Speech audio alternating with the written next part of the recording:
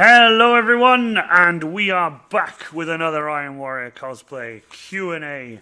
My guest tonight is another Warhammer cosplayer, and tonight basically we have quite a funny stream, I think, because we have plenty of memes to talk about, lots of weaponry and armor, and I can already see him laughing on the Zoom.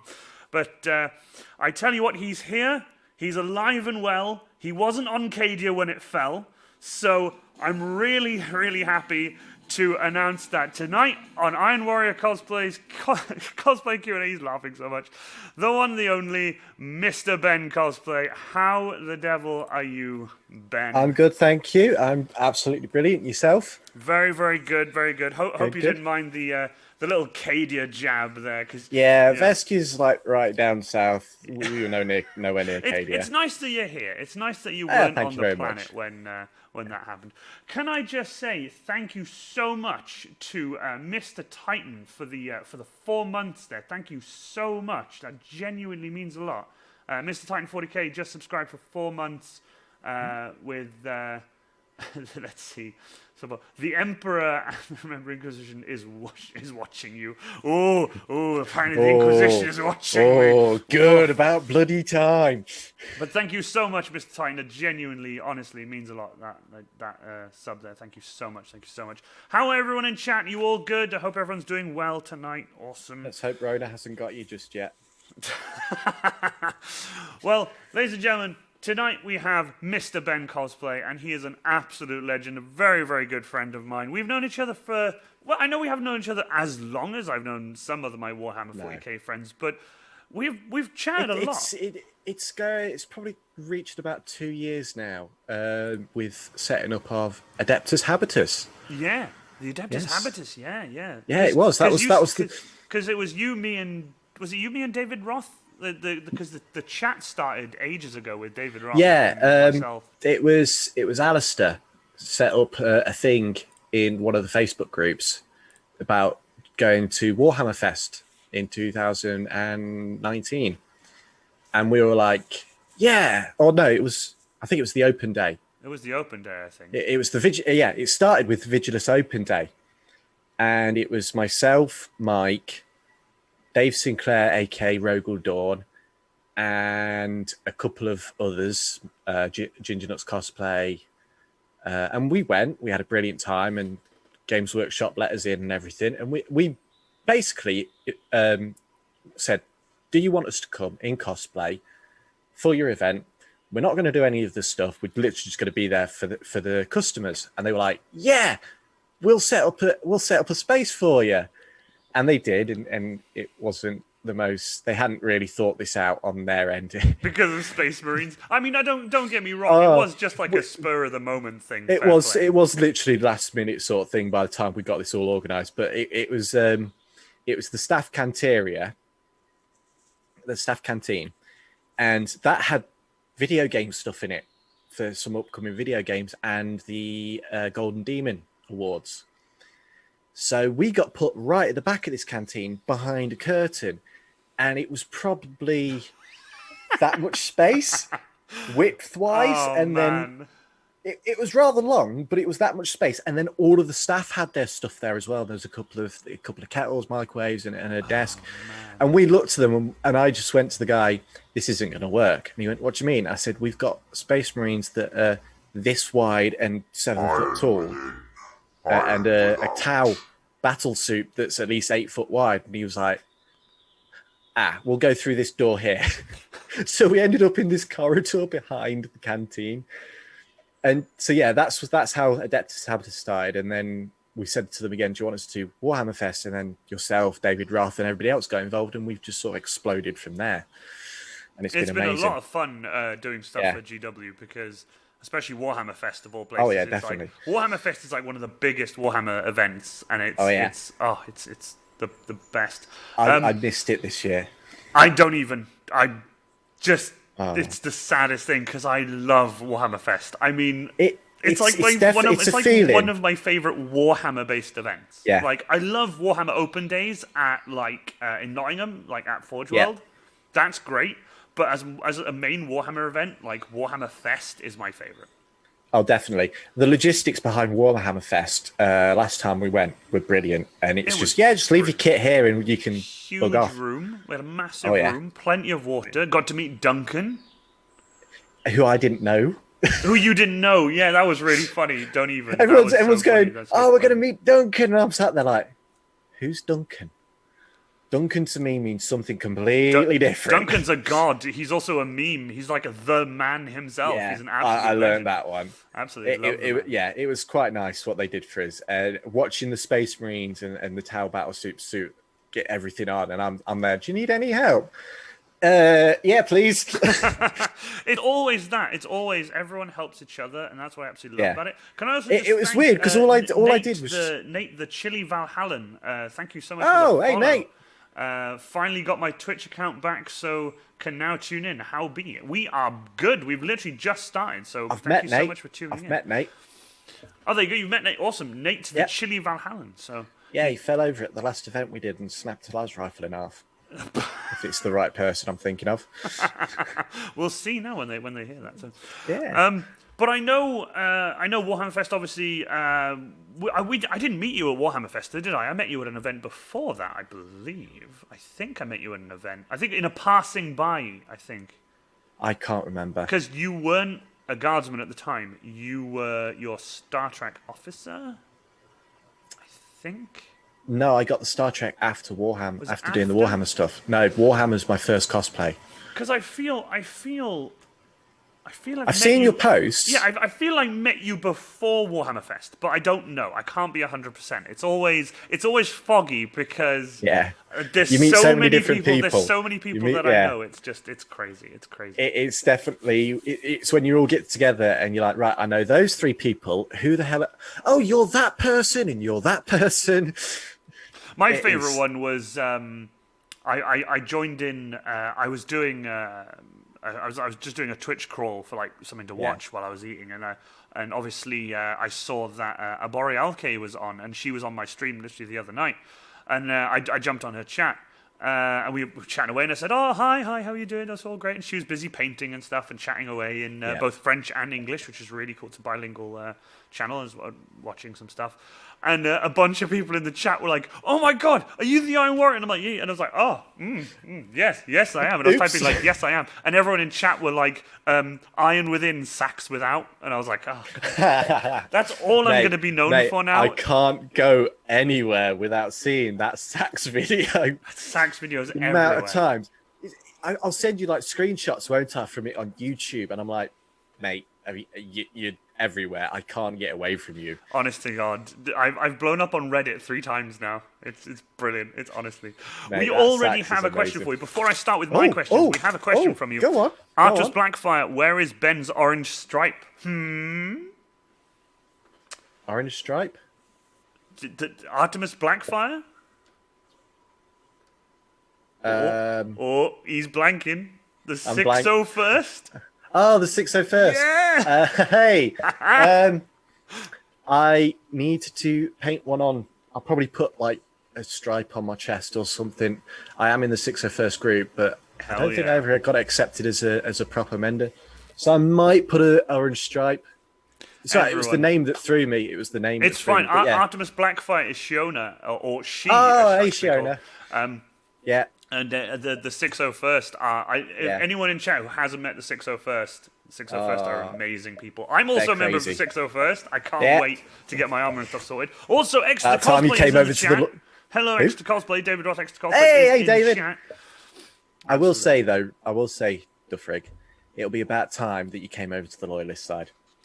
I mean, you filthy heretic. Look, do you see the word? Do you see the word that says terror? Do you see it? It says terror there. It's pretty loyalist already, but we're getting there. Yeah. Don't even know. I am going to be a Krieg soon, which is something literally a current work in progress, and the Grey Knight is also going to be back up and running. I can't wait to see the Grey Knight. I'm actually really looking forward to that one. Thanks to my new current employment, it's absolutely awesome. I can't wait to see that one. Exeter Cosplay says, "Hey Ben, didn't you get chopped in half? Lol." Yeah, I think he did. That's like a running thing with me. Exeter Cosplay is he's always killing me. It's like oh, can we do a photo shoot? Someone was saying, Dave Sinclair's like, yeah, I'll take the pictures. I'm like, I want to kill someone. I'm like, me. I think you were absolutely so legendary when I was just like, hey, can I stand on you? And you were like, sure, where do you want me? Just like there. And you just went, okay, put your gun down. You got on the floor, laid back, and I put my boot on you. It was that last time we were at Warhammer World. That was Warhammer World, yeah. And you were like, I went, could you squeeze my head with your power fist? And you're like, yeah, go on then. I don't mind. It's basically because you know the palm's like quite delicate, so that could literally just implode on itself. So I just try to hover it over people's heads and go clamp around their heads, and it's absolutely the best. Seriously, I've got pictures on my Facebook page from 2 years ago, and it's just me, Ginger Nuts Cosplay, the Sixth of First, all lying dead around Dave Roth, the Exeter Cosplay, and he's like, huh, okay. Honestly, it's absolutely the best because I remember the first to time have people who are willing to die. I remember one of the first times I met Exeter Cosplay, and he was in his berserker. It was at Warhammer Fest 18, and I had never spoken to the bloke, right? It was Ginger Nuts Cosplay that introduced me to him. I'd never spoken to him before. Absolute legend of a bloke, and we'd done this scene, and there was a big crowd watching us, and he just sort of mumbled, I need to get this helmet off. So I leaned up, I grabbed his horns, pulled it off for him, and I think it was Angel went up to wipe his face down, because of course you know how sweaty it gets. Yeah, I know how. Yeah, like drenched city. Yeah, I just turned around and saw the crowd and went, ladies and gentlemen, this is why you joined the Imperium of Man. If you're in chaos, you sweat like a bitch. I think I remember you mentioning that before. It's one of my favourite moments. It is one of my favourite moments. Just thinking that this little unknown guardsman had just turned around to this giant bloke in a suit and just called him. Yeah, it was amazing. I love that. Also, Mr. Titan says, I'm wearing cosplay. We need more Titan cosplays, lol. There are only 2 in the world. Is there only 2 in the world? That's insane. I think it's crazy. The logistics behind them is a bit awkward. It's like, yeah. I mean, I've seen that new one that's just come out recently. It's a Warlord Titan, but it's a kid, isn't it? No, it's a human scale, as in like it's a normal person stood up. Yeah. It's not colossal, huge, like can't get through doors. I'm sure there was but it's still pretty big and pretty cool. Was that someone was building a Terminator for their kid? There's a Terminator there for a kid somewhere, I think. There's so many cool kid cosplays going on. It's absolutely awesome. Also, just so you know, Ranger Recruit Cosplay is posting your Instagram and Facebook links in the chat. And also, can I just mention, genuinely, this man does so much cool stuff. Again, I know during COVID he hasn't posted much on his Facebook, as he said before the stream started. He was saying, I haven't posted much because of COVID, which is understandable. But this man only has 98 page likes on his Facebook, and we need to get that bumped up. So if you guys haven't, it's like, if you guys haven't already, please jump onto Facebook, grab his link, Mr.Benn Cosplay. Go on there, give him a like, give him a follow, give him a share. Share him around. Get him. It's Mr.Benn Cosplay and props now. Yeah, and props I do make now. My own props. Which is I've got interesting. a couple of them in the background. Yeah, don't worry, we'll be getting to those. When the questions start, we'll be getting to all the props and stuff. But yeah, you are now props and cosplay. I did just put Mr.Benn Cosplay, but and props is I am. It is. I've literally, like, in the past week sort of changed it, so because I've now, thanks to my beautiful fiance, got a 3D printer, which I never thought was going to happen. So I've been going a bit mad with 3D printing recently. 3D printing, I mean, don't get me wrong, I've seen some cool stuff and everything. My venture into 3D printing did not go well. I haven't had anything wrong yet. Lucky devil. There's a couple of things I've had to reprint, and there's something I want to reprint, but I'm not sure at the moment because I think it's a bit flimsy. But I'm gonna break him now. Oh, here we go. This, mate. Oh, look at that!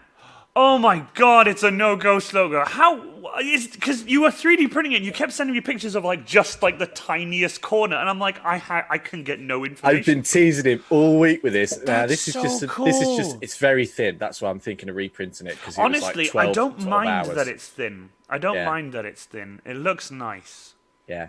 That looks awesome. The file did come a bit thicker because I downloaded it off Thingiverse. Yeah. But I shrunk it down a bit to try and cut down on print time because I do. Yeah, absolutely. I know the print times can be ridiculous, but it looks yeah. so detailed. It looks fine. I think that looks amazing. Mate, I know the camera quality isn't very good, but we'll sort out getting this sent over to you, and it is awesome to look at. Thank you so much. That is so awesome of you. Yeah, that's going to go with all my Ghostbusters stuff now. I've got a crate upstairs, and it's got all my kit in it. My proton packs. I thought, oh, Ghostbusters, click. He's probably got a proton pack. I know he's got a proton pack. He's probably got a full the trap. proton pack. Yeah, I know. Yeah, he's probably got one of the traps. Oh, the logo, right. That'll do. I haven't got a full-size logo like that, no. I used to have a tiny keychain of it, and I think I still do, but it's been on my keys for so long that it's like rubbed away, and it's just now just a metal shape, and it's like, oh, okay. It used to be a Ghost logo. Well, I've literally just finished this print today. Oh, that looks really good. What printer do you have then? It is the Creality Ender 3. Well, the quality looks amazing on camera, and I think the quality looks absolutely fantastic. It was one of those things where I thought it's going to take a lot of learning to get into. It's going to take a lot of training.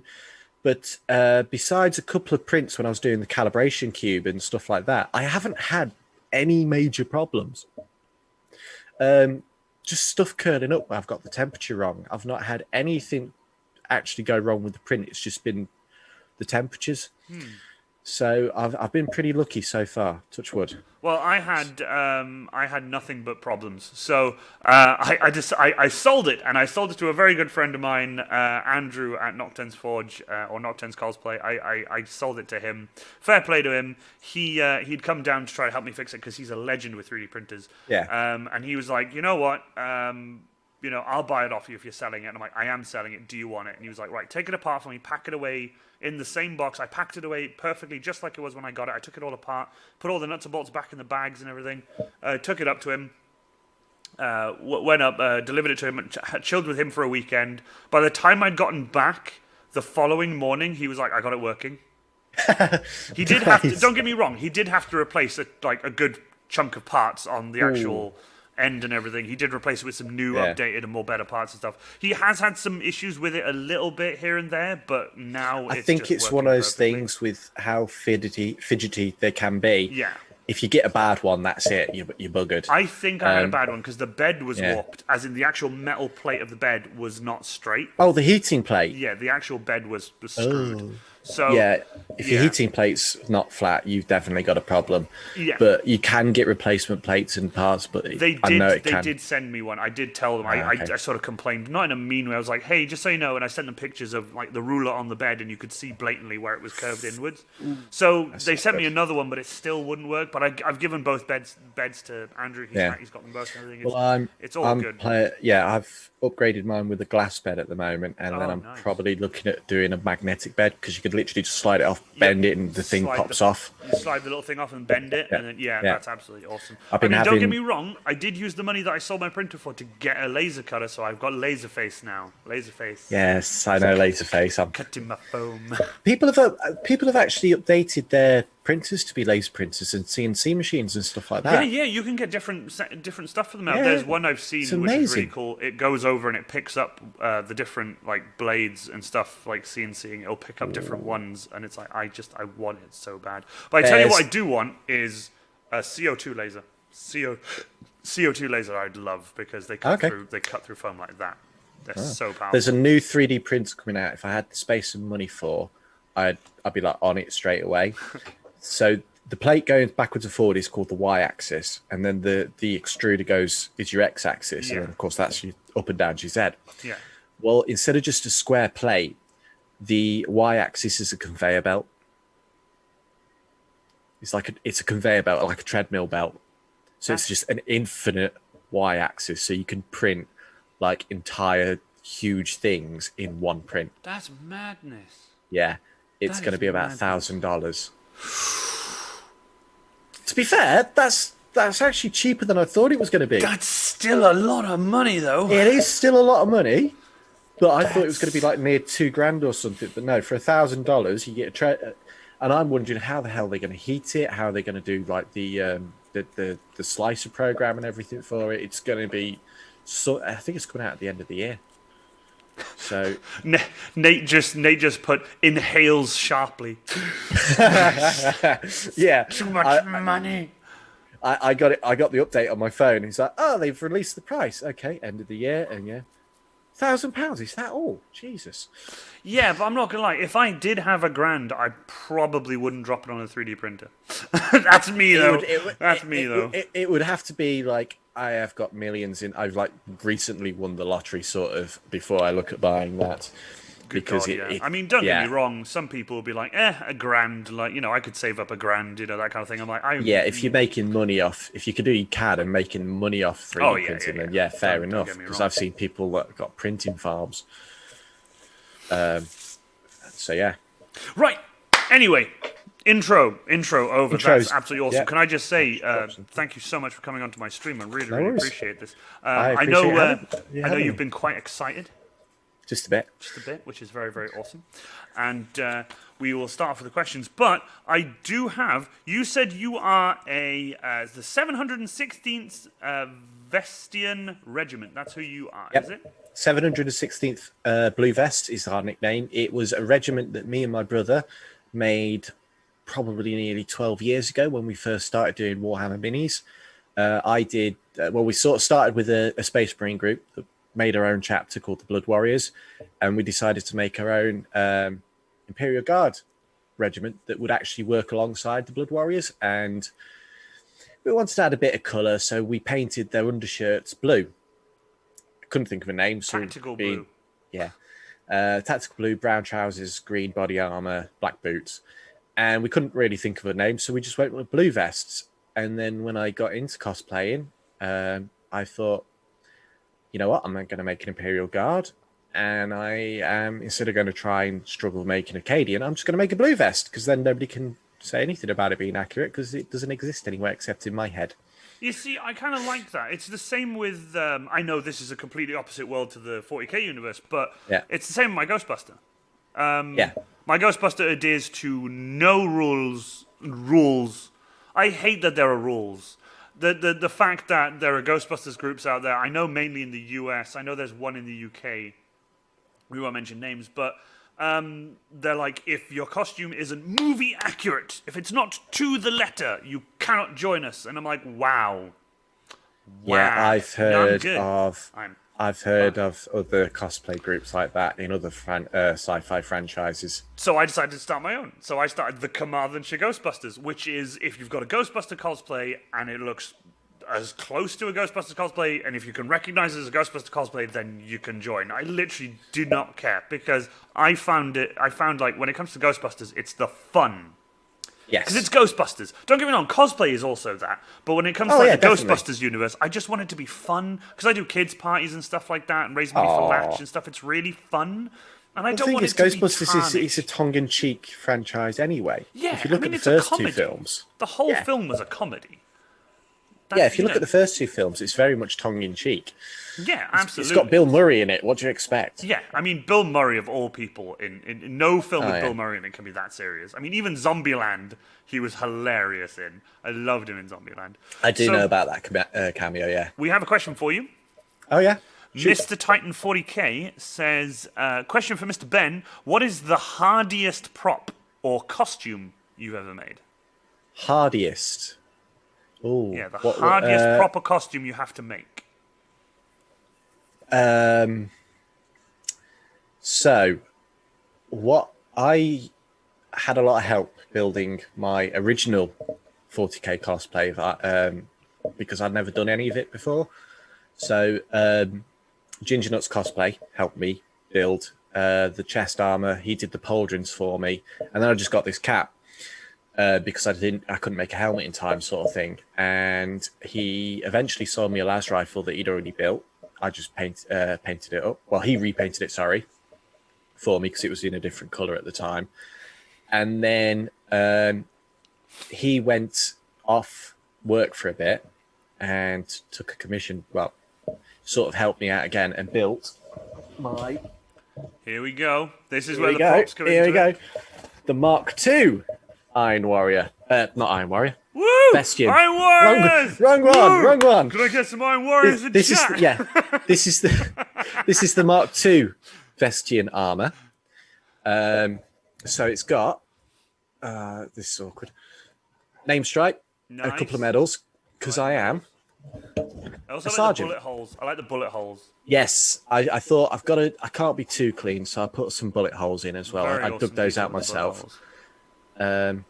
No, sorry, tell a lie. He dug those out himself. I've cut extra more in, and then so the red shoulder is a new feature because we started getting back into the minis just before we did my first one. So I thought my brother added a red shoulder to his new regiment, so I thought red shoulder again. That'd be And awesome. again, it breaks it up a bit, makes it interesting. And then on this side, I did all these extra bits myself. Will just did. What is basic. the line with the two circles you have there? That's I was going to get back to that. So when we did our original minis, we instead of just dunking them all on and splitting them off into squads, we had set squads. I got you. And so we wanted a way of telling which mini was with which squad. So the stripe is first platoon. I like that. Dots indicate which squad they're in. So this is first platoon, second squad. That's awesome. That's really imperial sort Organised. of army. Like, this very is your organised. squad. Like, I see you're the first and the second squad. I like that. That is so very when we well did done. our Space Marines as well, we coloured their the stripe on their pauldron. No, it was their knee pad. Sorry, indicated what squad, what part of the chapter they were in. So it was like there was gold for the second and green for the third, white for the first, and stuff like that. That's awesome. And then any black knee pads were like vehicles and specialists and stuff like that. The bit I built. But I love how lightweight your chest plate is. There. It is pretty. It's just 10mm exercise foam mat. But the bit I've built myself, I have done this myself, is my helmet. Helmet. I do like your helmet. Do you want to pop? Go on. Do you want to pop it on? Oh, I'll try. Go on. 1 second. It's all right. Pop your helmet. There you go.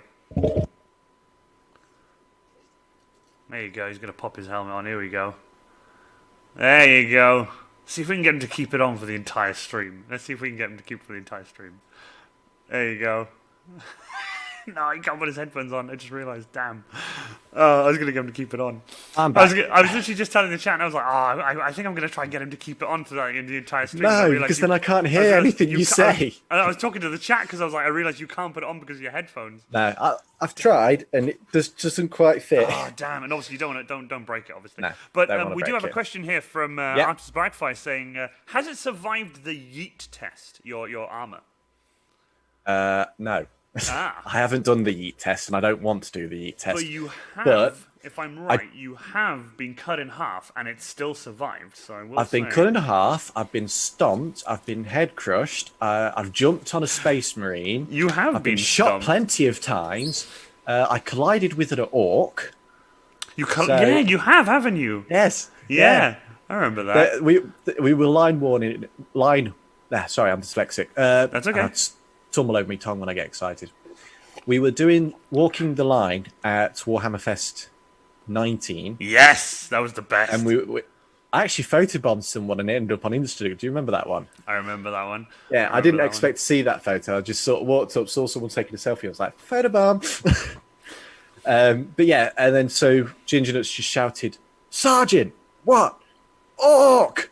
And I went, where? Down there, and I just went charging up the line, screaming "orc" at the top of my voice. I absolutely love this guy was in like a morph suit with a few extra bits on, and it was brilliant because he stepped out and got ready to face me. It was amazing. He had the sign, didn't he? Did he have the sign? Yeah, he had a sign. We all met up with him. I think I've got a picture of him somewhere. Just so you know, in the chat, someone has redeemed Power Shovel. So, time to get the power shovel out. I did get the clamps ready because I have to use clamps to hold the beast, the power shovel monster that it is. Yeah. And there it is. Awesome. The power shovel is here now for the entire stream. He's gonna be chilling out there. I love my power shovel. Ranger Creek Cosplay made me this. This is my boy. I do. this is probably one of my best bits of the Warhammer stuff I've built.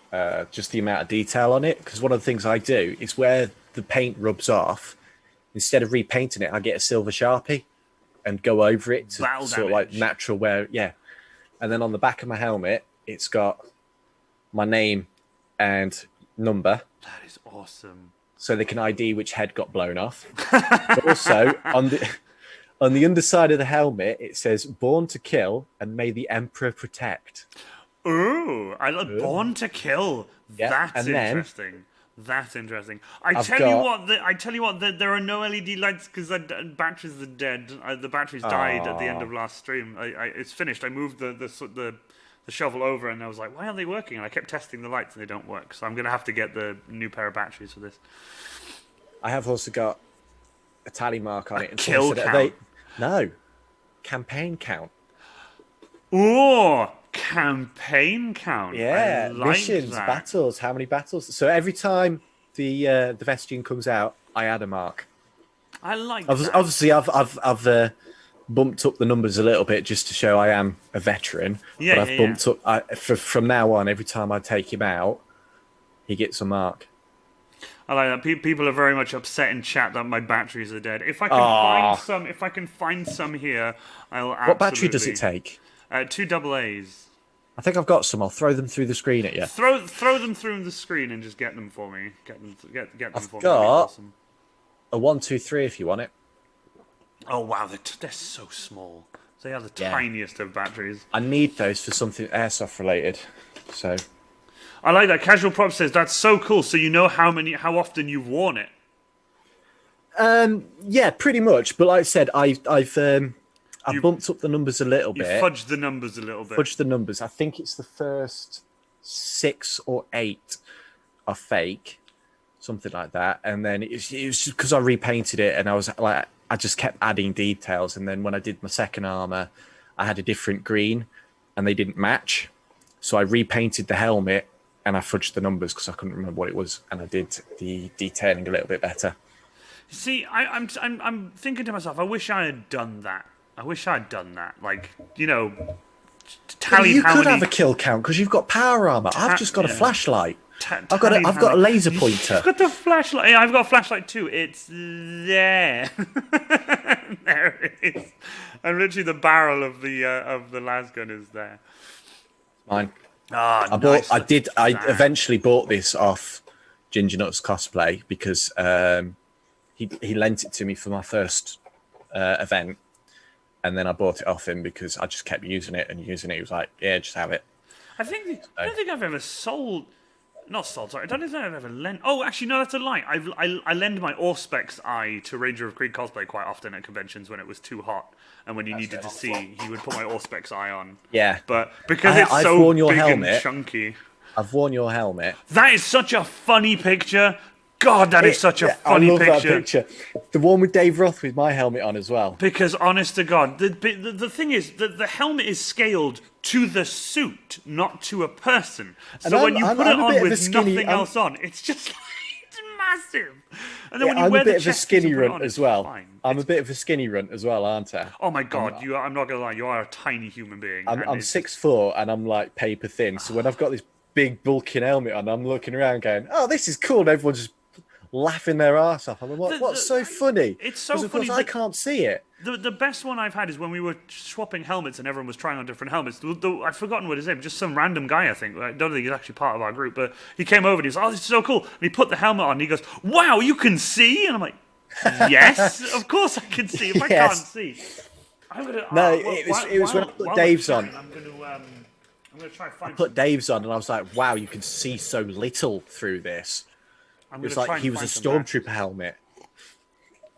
If I can find some batteries, then I will put them in while we're chatting away. When you're showing when we get to another prop, you can show the prop, and then we can Sweet. do that.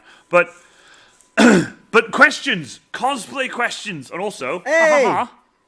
Hey! Hey! This clipboard, by the way, for people who want to know, this clipboard is my favorite clipboard of all because I was going to a convention and I was going to be the MC, the Master of Ceremonies, or the compere, if you will. And I was actually on the way to an event. I was like, I haven't got a clipboard. balls. Like I would like my own clipboard. So I had my Ghostbuster stickers were in my van at the time because I'd literally just done a kids' party like the week before. And I was driving to the con. And I pulled into a services to get some diesel, and in there literally was a set of clipboards just hanging. And I was like, why are there clipboards? It's a sign. So I grabbed the only black one there, and it has really cool. It has a ruler on it, both sides. So it has a ruler on it. And I slapped a No Ghost logo on the back of it, and this has been my cosplay clipboard since forever. Fair enough. I actually have something similar, not for cosplay. I've got a leather parchment. Oh, that's such a nice book. Yeah. It's a leather parchment. It's also upside down. And this is, I keep a log of all my airsoft and the equipment I've got and how they're faring. After every game, I fill in the log. So regimented. You really are in the Imperial Guard, aren't you? I probably am on the autistic spectrum. I've never been tested. Fine. But it doesn't matter if you are, mate, honestly. Trust me, if you'd seen some of the things I've done for one of my other YouTube channels, you'd be like, yeah, he's on the spectrum. Although I tell you what, though, it doesn't matter if you are or not. I mean, honestly, I think everyone's on. I studied psychology for 2 years, and I always say everyone's on the spectrum. Yeah. Just that there's so many people at the same point, it's classed as normal. Artemis Blackfire says Commissar Turk is proud. Yes. So, question one. We've been going for like half an hour, but question one. Finally. How long have you been cosplaying now? 3 years. 3 years. That's three. Yep. 3 years. 3 years. 3 years. 3 years. I am fairly new to the scene. I know Very 3 new. years, it does sound quite long, but when I've only got 3 cosplays. Well, I mean, don't get year. me wrong. I know a fair few people who've been cosplaying longer, and they only have like 2 cosplays because they have like their two main cosplays, and that was it. Like, I know a Deadpool who's been cosplaying for 5 or 6 years and only has Deadpool. Wow. Like, okay. Yeah. No. Like I said, I've only been doing it for 3 years. My first con was my local in, I think it was November 17.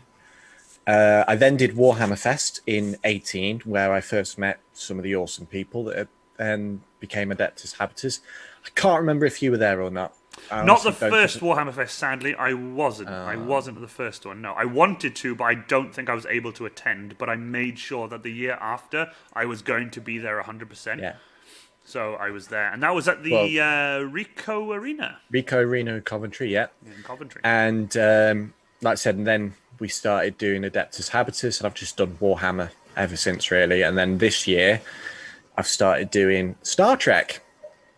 Do you have any Star Trek stuff you'd like to show? Because I know you said you were going to bring out some props and stuff for yourself. I have all my Star Trek stuff to show. Oh, wow. Okay, let's start off with the uniforms then. Let's start off with the uniforms. What uniforms do you have? I'm not a big fan of the original series, unfortunately. Oh, okay, that's fine. Like literally, each their own. Everyone's got their thing, right? And unfortunately for me, the TOS is sort of ranked one of the lowest. So when I decide, because again, Ginger Nuts had a big influence on my cosplay, his mate gave him a couple of phasers. Where is it? And he didn't need one of them, so he gave me this one, this Type 2 phaser. This is one of the later ones. Found some batteries. Hey. So yeah, this is like Voyager and DS9 sort of phaser, Type 2 phaser. And I've just sent some fire. So I decided I'm going to get myself a red shirt from the TNG era, the Command red shirts. So no, all the red shirts die, please. We've already had red shirt in the chat. Also, we have Artemis Blackfire highlighted a message that join the second company. Okay. So yeah, this is the first shirt I bought off of eBay. And I bought a different badge set. This is actually a brand new badge. And I decided to, because everyone strokes their ego a little bit and goes captain, I decided to make myself a Lieutenant Commander. Lieutenant Commander. Which is indicated by 2 gold dots and a black dot. Trooped around in that at the November MCM, Birmingham of 2018. No, 19, sorry. I did my Imperial Guard in 18 at MCM Birmingham with my fiance. And while I was there, I managed to find, I was looking for what they call a tricorder, which is a scanning device for those who don't know Star Trek. And I found someone who 3D printed one. It was green, and I've actually painted this and built it myself. It was 62 bits. So I've painted it Sharpie. Does it flick open? It's magnets. So there's a little magnet. That's so cool. Well, a big magnet there, and there's actually one behind this upper decal. So that's so cool. That is. But really, I do have to. really cool. I do actually have to get it. It's very strong, so I'd have to give it a bit of a pull. Yeah, that's fine. I mean, they never flicked it in Star Trek. They always went and then. Yeah, actually, there is a scene in one of the first in season 1 where the Dr. Beverly Crusher pushes a button and it automatically opens. Ooh, that's kind of cool. But it's the only time I've ever actually seen it happen, where it automatically opened. I think it was one of those things where it was just a little bit too much for the time, because it was in the 80s. Might have broken. You never know. Also, Caxor Kun has joined, and also Fool's Guard has joined the chat. Hello, guys. How you doing? Welcome to the chat. More guardsmen, yay! Let's take out this Iron Warrior traitor. Absolutely, and then when you do, the stream will end. Yeah, I can take over. I can have his suit. Let's power up this. Let's power up this shovel. I hope this works. Does this work?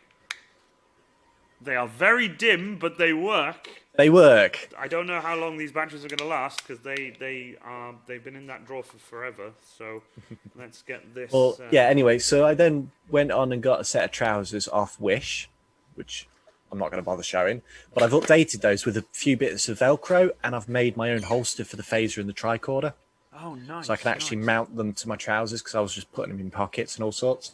And then I got. Oh, nice. Film and DS9 command shirt, and this one is a captain. And what I say when someone said, I posted some pictures and someone went, "You're a bit young for a captain." I went, "Yeah, we had something called the Dominion War, and a lot of fine captains got killed, so I got promoted." Happens. War happens. People get shot up the ranks pretty damn quick. I think one of the things with the guardsmen is you can go on to the battle as a recruit and end up walking away from the battle as a sergeant major. Wow, I didn't know it was that quick. In the guardsmen, it has been known for troops to walk in as privates and come out sergeant majors. Nate just said, if you take his suit, you become the traitor. It's true though. It's true. But yeah, this, surprisingly enough, is off Wish. No way. Yeah, this is off Wish. The collar's a little loose, but I can deal with that. But yeah, this is pretty much off Wish. And then the badge is the first badge I got. That's great. Well, I tell you what, though, this microphone, the stand it's on, I've had to replace the rubber bands, but the stand it's on, and the actual arm, that's all from Wish. That's all from Wish. Just drop some stuff 1 minute. That's all right. It's all right. I saw some bits fall over, but it's all right. It's fine. Yeah. It's only gold press platinum. So you've got your Imperial Guard cosplay. Yep. You've got your Star Trek cosplays. Yep. What other cosplays do you do? I don't know if you could call this cosplay. Well, but I'm a British Army impressionist, sorry, for airsoft. See, I don't know. Would you guys in the chat? Would you guys class that as cosplay? Because I mean, it's a form of cosplay. I mean, it's you get dressed up to do something. I don't know. It's because I know there's a thin line between reenactment and stuff like that. I know there's a thin line between there. I would say, if you can still hear me, I would say it's a cosplay because you are costume. It's a costume at the end of the day. A lot of money's gone into it, and you are playing a role as a British Army, or Russian, American, German, whichever you do. So, I mean, I've got Russian as well, so I could be called a Russian impressionist. So yeah, I've got tons of airsoft stuff that I also do as well. And then, no, that's about it actually. Just a lot of Star Trek and a little bit of Warhammer. A lot of people are saying Milsim practically cosplay isn't reenactment cosplay anyway. Functional cosplay, yeah, pretty much. So, what would you say is this item or this weapon that you are holding currently? Do you want to give us a backstory on that? This is the British Standard Arms of 80, or the SA-80 family. This is the L85A2 variant. Still in service with the British Army today. It's actually been upgraded to the A3 variant with a few minor changes. The A1, Lee Enfield built, and there's actually a channel called Forgotten Weapons. Oh yeah, love Forgotten Weapons. I know Ranger of Krieg He's done a also watches Forgotten 9-part. Weapons. He's done a 9-part series on this weapon platform. And one of the things I absolutely find ridiculous is that the people that designed this had never actually fired a gun in their life. That's madness. Yeah, there's a lot of problems with the A1 variant. Heckler and Koch in Germany then took on the platform and built the A2, which is the long-serving variant. I'll just put that down. Is that an airsoft gun now? Then I take that's it. an airsoft one. That is airsoft. Is that like full metal battery operated? Full metal or? and polymer battery operated. Yes. Awesome. And then at the back here is a more modern variant. Go on, why not? Let's get all the guns on stream. Why not? This is awesome. This is still the A2 variant. Oh wow, look at that! Holy but crap. It was updated externally for a more modern combat field with a Daniel defense rail, a new scope, light, grip pod, and a new flash hider. The flash hider didn't last long because I've recently found out when it was shipped to the armory, it came with an American version of Loctite. Oh, lovely. But now Loctite, as you will know, and helps keep screws in place. Yeah. This American version was a different name. It wasn't Loctite. It was a different company. And it was that strong, it actually pretty much welded the flash hider to the barrel because it screws on. Yeah. So it's pretty much never been able to get it off. Yeah, they actually had to send barrels off to get them replaced and weapons off to get the barrels replaced, and it screwed up the barrels. So they've actually gone back to the old flash hider now. They've ditched this one. But I've actually printed this myself. I just need to get it painted up. Oh, nice. But, I mean, speaking of Loctite, this is a weird segue. Obviously, we're not going to segue onto this as a whole yet, but a weird segue with Loctite. As a steam engine enthusiast yourself, Loctite 603 is like the best Loctite for steam engines. Yeah. Loctite 603. 603 is like my favorite Loctite. It's what I'm using on my tractor build right now. Is Loctite fair 603. enough. Yes, it works. It's such a good Loctite.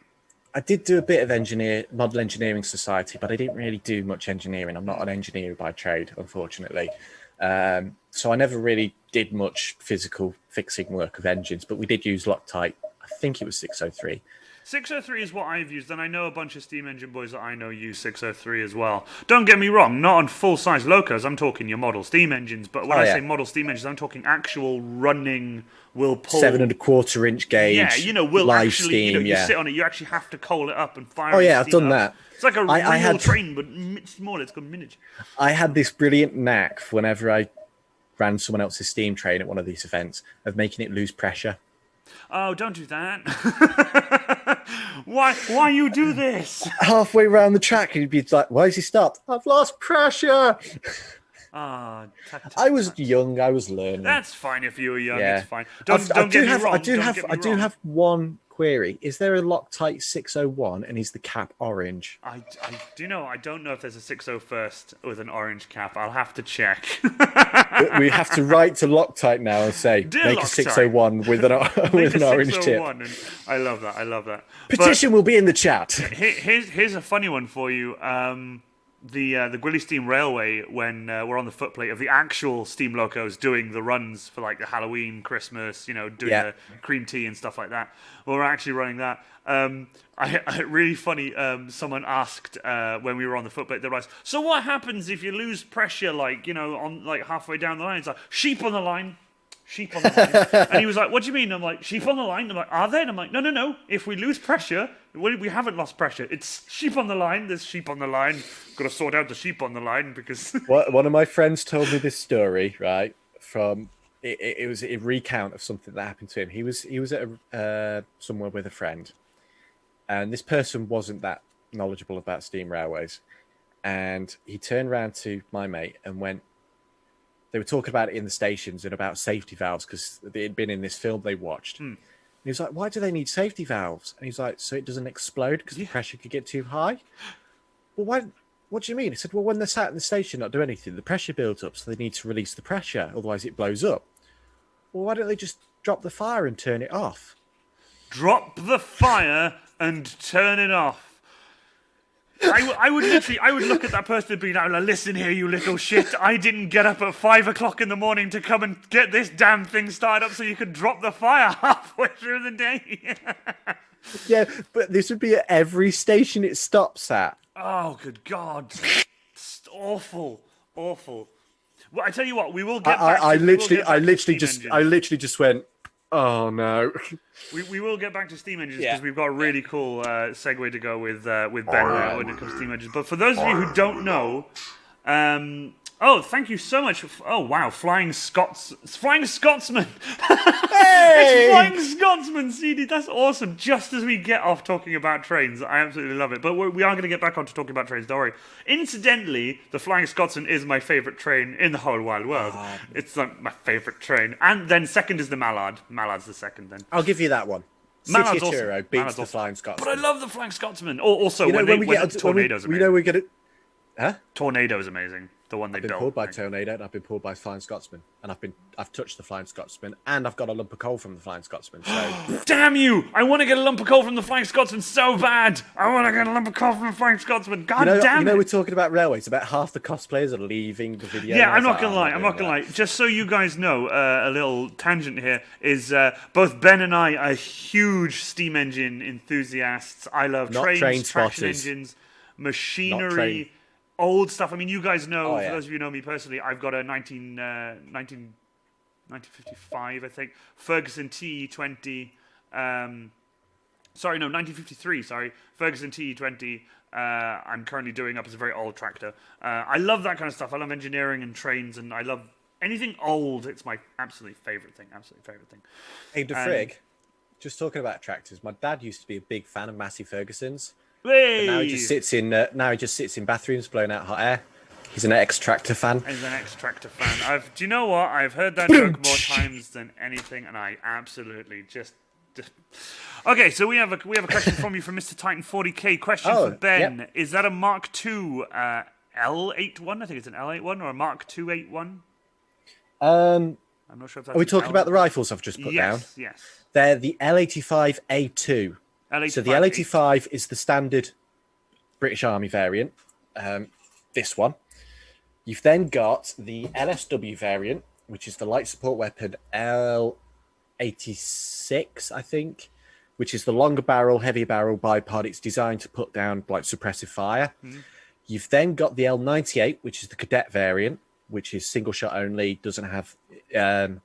I used the A1, which was bolt action, so you had to cock it every time you pulled the bloody trigger.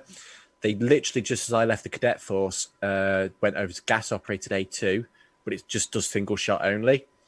Then you have the L22, which is the carbine version. And there was two types of these.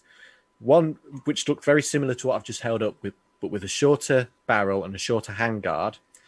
And then a newer version on the A2 body with a very, very tiny barrel and no handguard and like a foregrip at the front. And that's primarily used by tank crews. Because of its small size, I guess. Yep, and helicopter crews.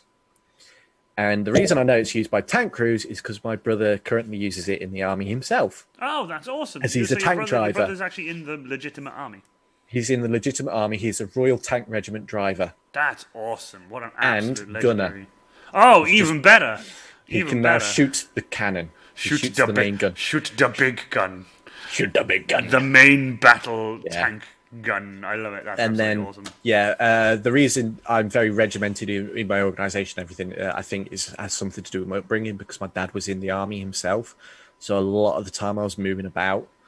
One of the reasons, if you've seen my Instagram page, it's Falcon 0301. Yeah. Is my call sign in Airsoft is Falcon because I was born in Germany.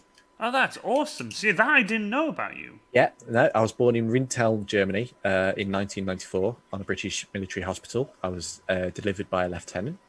That's awesome. Yep. Holy crap. That's such a cool... So I've had, up until about 2000, I had a lot of military in my life. That's awesome. And I always spoke to my dad about the military and other things as well.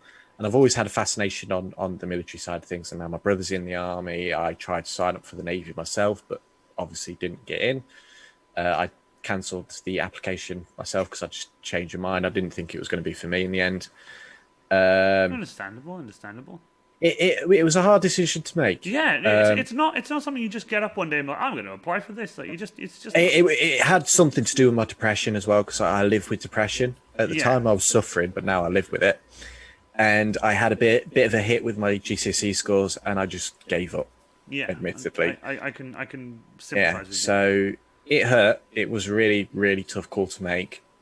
But in hindsight, I'm now in a much better position than what I was all those years ago, and I'm happy. Good. That's what I mean. Genuinely, that's what I like to hear. Yeah. Like it gets to that point where we've all been down. Believe you me, I know. I know I've been myself. But it all depends on what happens in your life. You know, something will hit you like a ton of bricks, and then suddenly your life seems completely crap, and then all of a sudden someone or even something will happen in your life, and suddenly the world doesn't seem so shit anymore. And I absolutely love that. Besides this year, it's looking up. Yeah, but I mean, obviously, COVID's affected so many people, but it's not so much it's affected one singular person. Like it's different when something happens in your life to you and only you. That's this is a pandemic. This is everyone. But yeah, that's where a lot of my regimented stuff with the books and the way I organise things has come from, I think. Well, it's good to be organised. I mean, I try to be as organised as I can be. I mean, Ranger of Creek Cosplay knows, if anyone, Ranger of Creek Cosplay knows that I like to I like to do things a certain way. I can be a bit anal about stuff. But sometimes I just start to throw it out. If I'm feeling really chill or really happy that day, I'm just like, whatever, like, let's just carry on, you know? So it's sort of nice. But it's really nice of you to open up like that. That's genuinely awesome. I don't mind, because at the end of the day, like I say I live with it, because if I say I suffer, I let it win. Exactly. And I like that. Like when you specifically said you live with it, I liked that. That was really, really awesome. Yes. But I tell you what, we will get back to steam locomotives and stuff, and I can guarantee you, as you said, the chat will probably drop down if they do, but we both love like steam and everything to do with like, you know, steam locos and just trains in general. I love the Great Dorset Steam Fair, but we'll get to all that one. Never been there. I do need to go to that one. So, next question I have for you. Why do you cosplay? What is the reason you cosplay? I've always liked acting, and I've always liked dressing up. One of the things that I always loved about my childhood was the costumes my mum used to make me. And they weren't always like up there, look like they've come straight off a movie sort of thing, but I loved them to bits. They were detailed. One of the earliest ones I remember is a Fireman Sam cosplay. Costume that she made me. I shouldn't say cosplay. It was a costume. Yeah. And she made me a Fireman Sam costume, and I had the helmet. It was a plastic shop bought yellow helmet, but I had that helmet for years and years and years, and I always played with it. She's made me an elf for a Christmas party with cubs that I won the contest for. Hey. They had a costume contest, and whoever had the best costume won the prize. Kind of maybe helped that I also the only person that showed up in costume, but hey ho. Well, still, at least you showed up in costume. She's made me a Captain Scarlet costume for a party. We could nerd out about Captain Scarlet and Thunderbirds and tugs and stuff for hours. Like goddamn. Yeah, I've controlled the eyes and the heads. You told me you say that every time we talk about it, and I'm like, stop making me jealous. I'll tell you something later. Anyway, so she made me a Captain Scarlet costume for a party, and then my brother had a Captain Blue costume because he wanted his one as well. So she made him a Captain Red boots because that's all he had as wellies, but it was still Captain Blue. It was still Captain Blue. Yeah. What else did she make me? She made me a pirate, Captain Hook. Oh, awesome. I think she's made me a couple for school plays as well before in the past. So yeah, my mum's she's made quite a few, and I loved them to bits. I wish I still had them because they'd be like pride of place with all my uniforms and my own stuff. Oh yeah, absolutely. And you could also hand them on to the next generation if you know what. Yeah. Like I said, unfortunately, we never kept hold of them. and they've been lost to time. But I have got the pictures, and there was a picture of me and my Fireman Sam one in my grandma's house for decades, and I loved that photo. And it is also on my Facebook page. There's 2 of them on my Facebook page. Brilliant. It's good that you've got them digitally saved as well. Yeah. I think she's still actually got the physical copies. Because I did text her, go, have you got a picture of the Captain Scarlet? And she was like, yeah, here you go. And she sent me one over Messenger. Because someone in the UK cosplay community went, who does Captain Scarlet? And I went, does this count? I was a kid at the time, but still. Yeah. Dun, dun, dun, dun, dun, dun, dun. Yeah. Captain Scarlet. Oh, Captain Scarlet Thunder. Oh, no. There's a fun story about my Captain Scarlet one. Oh, go on. Tangent time. I love this. Just remembered this because it was a party. The DJ got all the kids lined up and he was going through all the different costumes. And he got to mine and he went, oh, we've got a Thunderbird at the end. And I went, no, it's Captain Scarlet. And I told him off. Good lad. Yeah. I would have. Oh, how old was I? I was probably 6, 7 at the time. Oh, cocky young lad. I like it. But she made the hat and it had the drop and it had a tinfoil speaker and everything. The little mic. Oh, that's awesome. That is. I loved it. So yeah, and then like I said, I got into the airsofting first. Yeah. And I got a ton now of British Army stuff. I've got a lot of the body armors. I've got a lot of the webbing. I've got some Russian stuff. I've got some generic stuff as well. And it was one of the things I said when I got into airsoft is I want to do a British Forces loadout. So I did because I had some stuff left over from my cadet days, so it made sense to just sort of get stuff slap it all together and sort of go for it.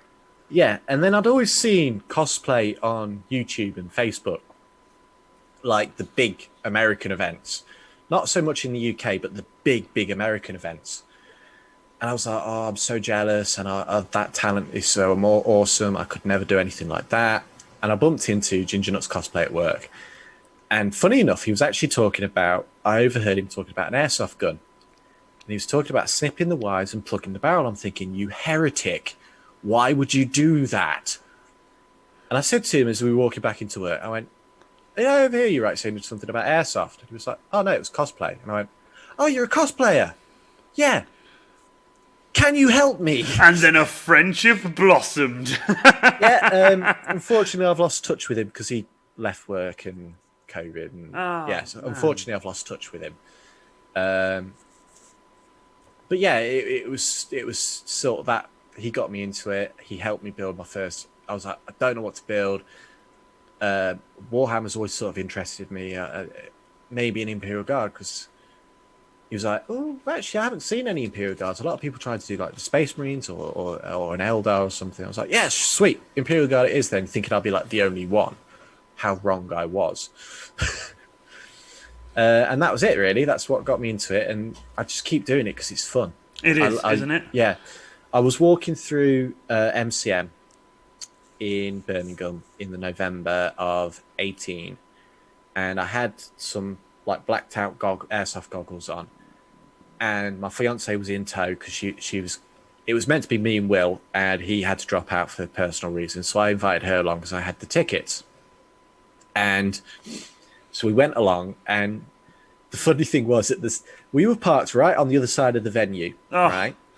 So you had to walk all the way through from the North Car Park to the main hall to get to MCM. And at the same time, they had a teaching convention and a kids' science convention on. So there was a lot of kids there. Oh, God. And the entrance from the North Car Park was right next to these two conventions. So, of course, there I am. I suited up in my body armour, rifle in hand, webbing, hat, goggles. And as we went through the skywalk, I could just see out my corner of the eyes all these kids going, oh my God, oh my God, oh my God, and wow, and oh, it's a soldier, it's a spaceman. And yeah. I think it also might have something to do with the guy, Soldier 76, in front of me as well. Oh, yeah. From Overwatch at the time was in front of me. And everyone was like, oh my God. And like I said, when I was walking out, all the kids were going to the other car park because for some reason they put their convention car park at the other side. MCM was planning. So, of course, I was meeting all these kids on the way back. And all of them that hadn't seen me were going, oh, my God, it's a spaceman. And, oh, wow, it's a soldier. And I was trying my hardest not to smile. Yeah, yeah. You And want I to had these stay in goggles character. on. Yeah, I had these goggles on, and I was looking everywhere, but of course they couldn't see me through the tinted visor. And I was in character. I was just head straight, pretty much marching with this rifle down the corridor, and it was the best feeling I'd ever had. And during the day as well, I'd stopped, and the fiance had gone off to do something, and I was just stood there, leaning against the wall, kit on, and this Star Wars Sandtrooper, Imperial Sandtrooper, was walking up to me, and I looked at him, and I was thinking, that is an awesome piece of kit. And when I've got a bigger house and more money, actually, I didn't live with her at the time. I thought when I've got my own nice big house and plenty of money, I'm going to get myself a clone trooper or a stormtrooper or something. And he kept coming towards me, and I'm thinking, I'm by a wall. Why is he coming this way? Is he coming to take his helmet off or something? Is he like getting a... Can I have a photo? Sorry, sir, what was that? Can I have a photo? Yes. Yeah. Sure. And like I said, this is in the Mark 1, so it wasn't as good as that chest plate. I don't have the Mark 1 anymore, unfortunately. I've cut it up to do something with airsoft with it. But it was very blocky and cracking, and it wasn't the best. But I sort of built it myself, sort of thing, with Will's help. And I was just absolutely dumbfounded that there he was, this stormtrooper wanting a photo with me. And it just blew my mind away that even the guys in the nice, perfect plastic, like molded stuff, 501st Garrison sort of level, would want a picture with a basic nobody. And for ages, I didn't want to do a Facebook page, and then I've only started it late last year, so probably why I've got so little views. And like I said, it just blew my mind, and I bumped into some of the Imperial officers, and they did like hand gestures to me for the Imperium. I was absolutely blown away. And I just sort of carried on. And then when I got my Star Trek cosplay, I went with Will to MCM Birmingham earlier this year before lockdown. No, wait. No, it was November again, sorry. Yeah, last I was going year. to say, because it hasn't been 19. One this year yet. Yeah, I'm getting confused with dates. That's all right. It was November. It was the November Birmingham one last year at the end of the year. And again, I bumped into a load of other Star Trek people. I met one of my mates offline, and we spoke for a bit, and there was people asking for pictures. And again, another thing that really made my day is I had a sling bag with me, and I'd stopped to put some rubbish in because I brought my own food. I always take my own food to events, even when I'm volunteering. Yeah, own food, own drink just keeps me going, and then I don't have to think about stopping and getting food. And so I was just putting some rubbish in the bin, and this woman gasps, and it's like by this pillar, and I look round, she's pointing at me. And I realised she's pointing at her daughter who's sat on the floor on the other side of this pillar. And she looks around, and the biggest smile appears on her face when she sees me in my Star Trek. She's like, "Oh my God, I love Star Trek!" Jumps up and says, "Can I have a photo?" And I was like, "Yeah, sure." So I pulled my, where's it gone?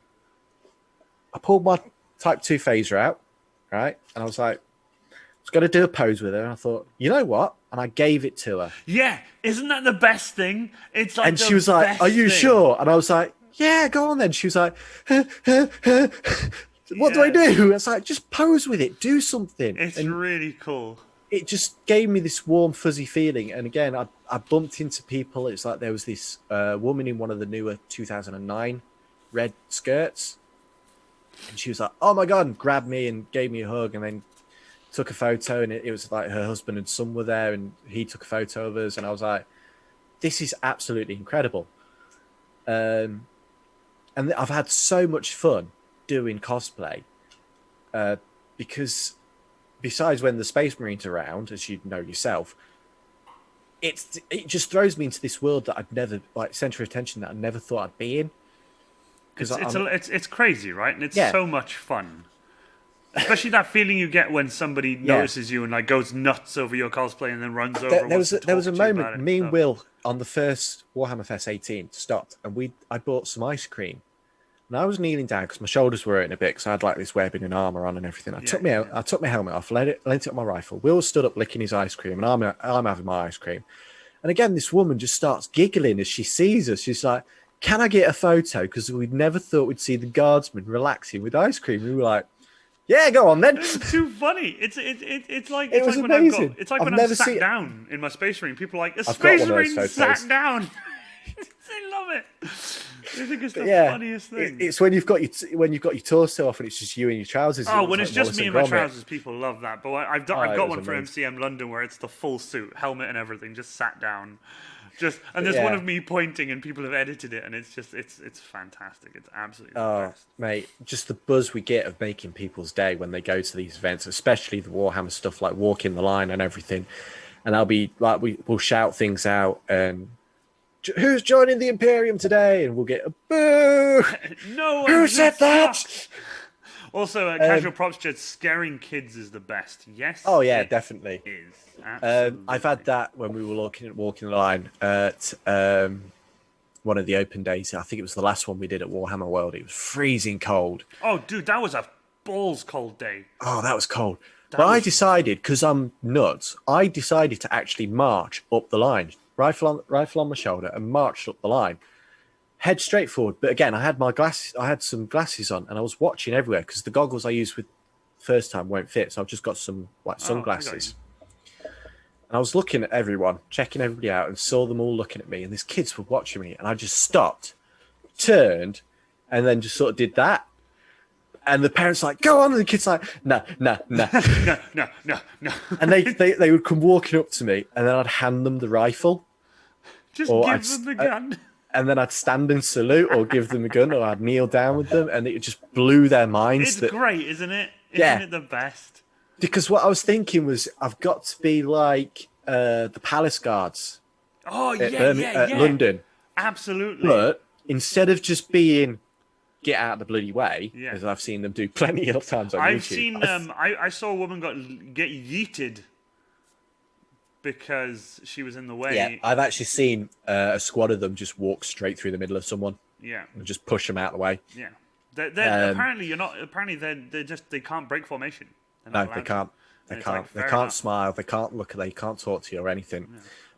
But I have seen them where they've just punched people. Oh yeah, no. I've seen plenty like go absolutely apeshit and stuff. It happens. Oh yeah. Sadly, it happens. But unfortunately, what the tourists don't realise is that magazine is probably loaded. Yeah, most of their guns are loaded usually. Yeah, but anyway, so yeah, I'm thinking, right, I'm an Imperial Guard. I'm in my full suit. I'm gonna be as stiff as a board as I can, sort of thing. And on the Vigilus weekend, I actually went and stood down by the door and stood like at attention. And one of the staff walked in before the gates opened and I had a bloody heart attack. Not full blown. I didn't. No, but like I wasn't. Like when she walked out, I wasn't there. And then when she came back in, I was stood there. And like I said, I had my glasses on. I was just stood as stiff as a board. She looked round and went, "Oh bloody hell!" I love that. Speaking of like kids, like you said, like you hand them the gun and you stand to attention. Yeah. I just like walking up as like the Iron Warrior, doing my sort of walking thing with the mega stomp going and stuff. Yeah. And then obviously you see them at the corner of your eye, looking up at you like all dumbfounded, and then you just stop and I just turn and I'll clench my power fist and go give them a fist bump, and their parents are like, go on, and they're like, fist bump, and then I like do that with the fingers, like with the power fist fingers. Like ba-la-la-la-la. It's like, that's insane. Then I'll just stop, turn, and then just start walking off. Carry on, yeah. When I've done spotting for a couple of people at times, and I'll walk in front of them to clear the route, and I will actually shout out, "Make way for the for the Primarch," or "Make way for the guard." It's so cool. Yeah, "Make way for the prisoner," I think I shouted in front of you once. Yeah, you did. And I was like, "Prisoner, what are you, high?" There he is with his bolt pistol and power fist, and I'm like, "Make way for the prisoner!" And he's armed. What are you talking about? He could blow my head off. If I had my shovel, I could just yeet it. Dunk. Question I have for you. You are how old now? I am, as of last month, 26. 26. Happy birthday to you last month, I think I did say. Thank you. Do you see yourself cosplaying in 10 years? Yes. Yeah? Is cosplay something you see yourself doing in 10 years' time? I've got such a buzz, and it's given me such a confidence boost. It goes back to the depression. It's given me such a boost. It's put me in a much happier place that I don't see myself giving up. It's like it's one of my antidepressants. I do things because it gives me fun. Yeah. It makes me happy. And if I weren't doing it, I would just be sat on my computer playing games or just sat watching YouTube, bored out of my head. I do so many different things. I might not be able to always do cosplay, but I've got stuff now. As long as I don't gain weight, I should be fine. You gain it. I'm not gonna lie. If I ever saw a chubby you, I would literally die. I think because My I father don't think gained it's weight at ever his possible. 30s when he left the army, but there's hope for me yet. I do need to honestly. put on a little bit. I'm a little underweight. But as long as I don't go overboard, this and this, I mean, this shirt's from Primark, so I could always replace this, and I kind of might want to anyway. If it ever does go, which I don't think it will. No. Well, the chevrons are in a terrible place, and they're peeling, and so this is like the second shirt now. Oh, right. So I might change the shirt and actually stitch, maybe. Actually, but don't worry, I don't know how to sew myself. But Yeah, thank no, you so much, Ranger Creek Cosplay, for sharing the Discord. If you guys aren't in the Discord, please join the Discord, and also in where you can select. It should be underneath introduction, I think. You can select a faction to be in. Just make sure you at me at Iron Warrior Cosplay, and then I'll put you in that faction. I am in the Discord as well. Join the Imperial Guard segment and let's overthrow the heretics. Join the Iron Warriors. I need more Iron Warriors. Don't join the Iron Warriors. I need more Iron Warriors. It's the Iron Warrior Discord. It should have more Iron Warriors. Why aren't there? No. It should have more Imperial fists. I don't have an Imperial Fist faction. I just have loyalist Space Marines, so they can go in there. But I don't have. I'm going to hack into your Discord, get admin, and make everyone an Imperial Fist. It's called the Iron Cage. I'd like to see you enter my Fortress of Doom. No. I don't know how to hack. Although I don't know if Rogel Dawn is in it. I think Dave Sinclair might not be in it, so it'd be quite funny. I'm like, Rogel Dawn tries to enter the Iron Cage. Denied. Delete. Like, no, I'm kidding. I absolutely love him. Dave Sinclair's amazing.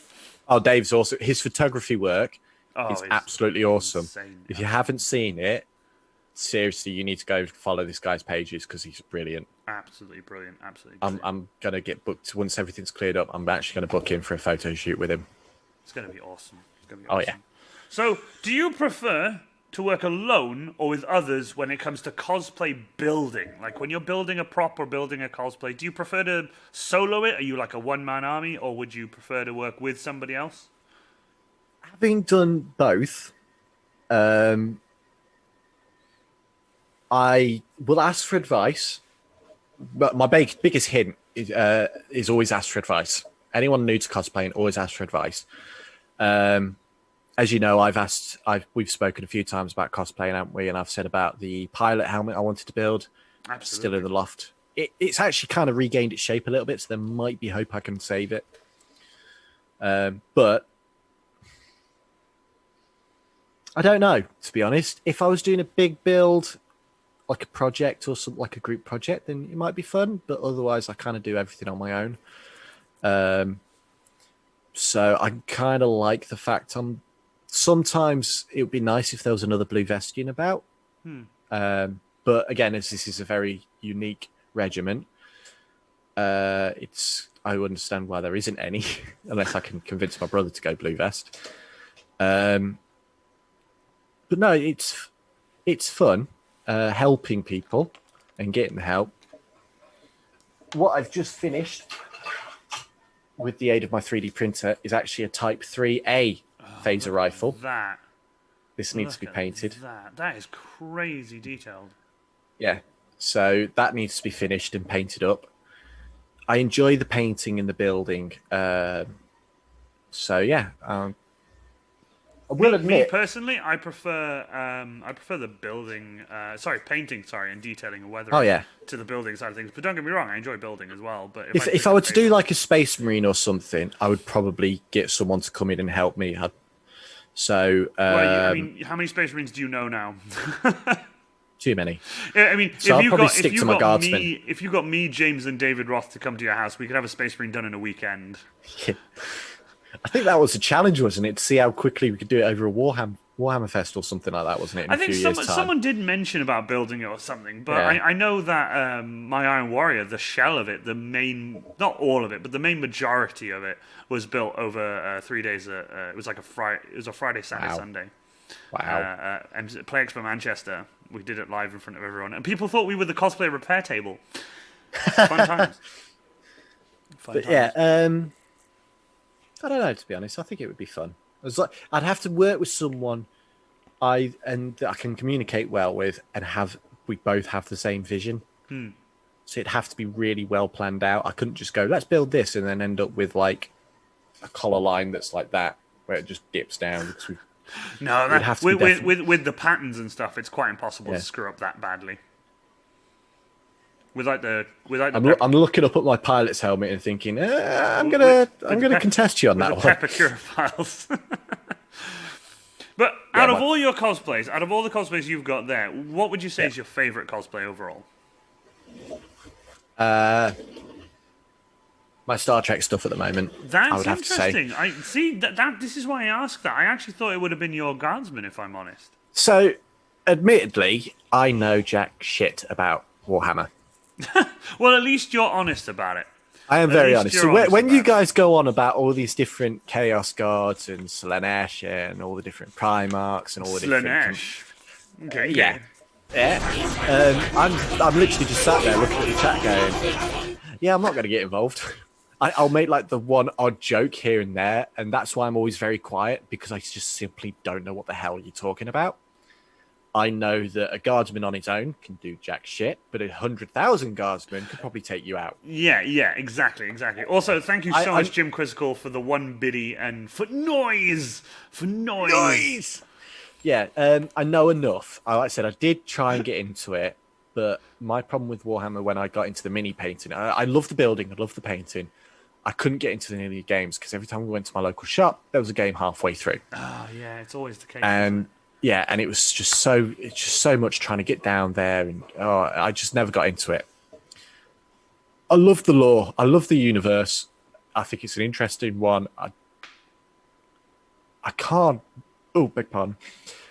I've struggled to get into it. I've read one book. I've got a book here that I need to read at some point, but I just can't get into it like too deep into it, if you know what I mean. I don't have any resentment against you guys who do. If you hadn't noticed me when you guys were talking in person, I'm just there in a headline. Stare. Yeah. Looks at gun. Interesting. Yeah, no, seriously, if you hadn't noticed, that's why I just stood around and didn't speak much. I was very shy because it was like new people, but by the time I just make jokes and I tease people, but I couldn't get into the deep conversations you guys did because I just didn't know what you were talking about. I just like, Whereas with Star Trek, I know a bit more about Star Trek, so I can get into the conversations a bit more. Yeah, I got you. You know more about the actual ins and outs of like Star Trek than you do from Warhammer 40k. Yeah, I've watched everything to do with Star Trek. I watched all the TV series, all the films. I've got all the films on DVD. I haven't read fucking talking about. There you go. There's one of my chevrons. Don't worry. Don't use 2mm foam on moving parts. on peels moving off. Parts, like your limbs. Hot glue gun and fabric doesn't go together. But yeah, so I can get more into that than I can Warhammer. I understood. I do enjoy my Warhammer cosplay because you guys are my friends. Yeah. And hell yeah. I have a ball of a time when I'm with you guys. It's absolutely amazing. The looks on people's faces. But when Joe Blow starts talking to me about things like, I didn't know about the fall of Cadia until someone actually told me that Cadia had fallen. I'm like, what are you talking about? Cadia's gone. Yeah, they crashed a giant spaceship into it. Cadia fell? When did that happen? I turned my back and you've lost the planet. What the hell? I like the one, there's a picture of Cadia and it says, Cadia, the planet broke before the guard did. Before the guard did, yeah. Yeah, but again, a good one. I didn't know this had happened until someone caught me up. I think it was, again, Will caught me up on the lore. So this is why I've put my area of expertise at like the south of the galaxy where bugger all happens. By the time, I think one of the jokes was I'm good at the mopping up operations. By the time the Blues Vests get there, the main battle's over. Cleanup crew. Also, Yeah. the man himself, Ginger Nuts Cosplay, is in with Cadia stands in all capitals. Hey! You've literally been the talking point of this man's stream. Like, Ginger Nuts Cosplay, help me. Ginger Nuts Cosplay. Ginger Nuts Cosplay. If I didn't talk like about crazy. him, if I Absolutely didn't awesome. give him the credit that was deserved, I would be the biggest arsehole on the internet. Understandable, but it's nice that Understandable. It's, No. it's like you and him have the same sort of friendship that me and Harry do. Yeah. It's like it's a bruh thing. It's like a bruh Yeah. thing. Well, no, because I've seen it where Dave Ross talked about some costumes he's made and then never got the credit for it, and it really upset him. And Yeah, I've seen it where absolutely. people say, I haven't got the credit, I haven't got the credit, I haven't. So I will give credit where credit is due. And like I said, Ginger Nuts, Will Morris, if it weren't for him, I wouldn't be on this stream today.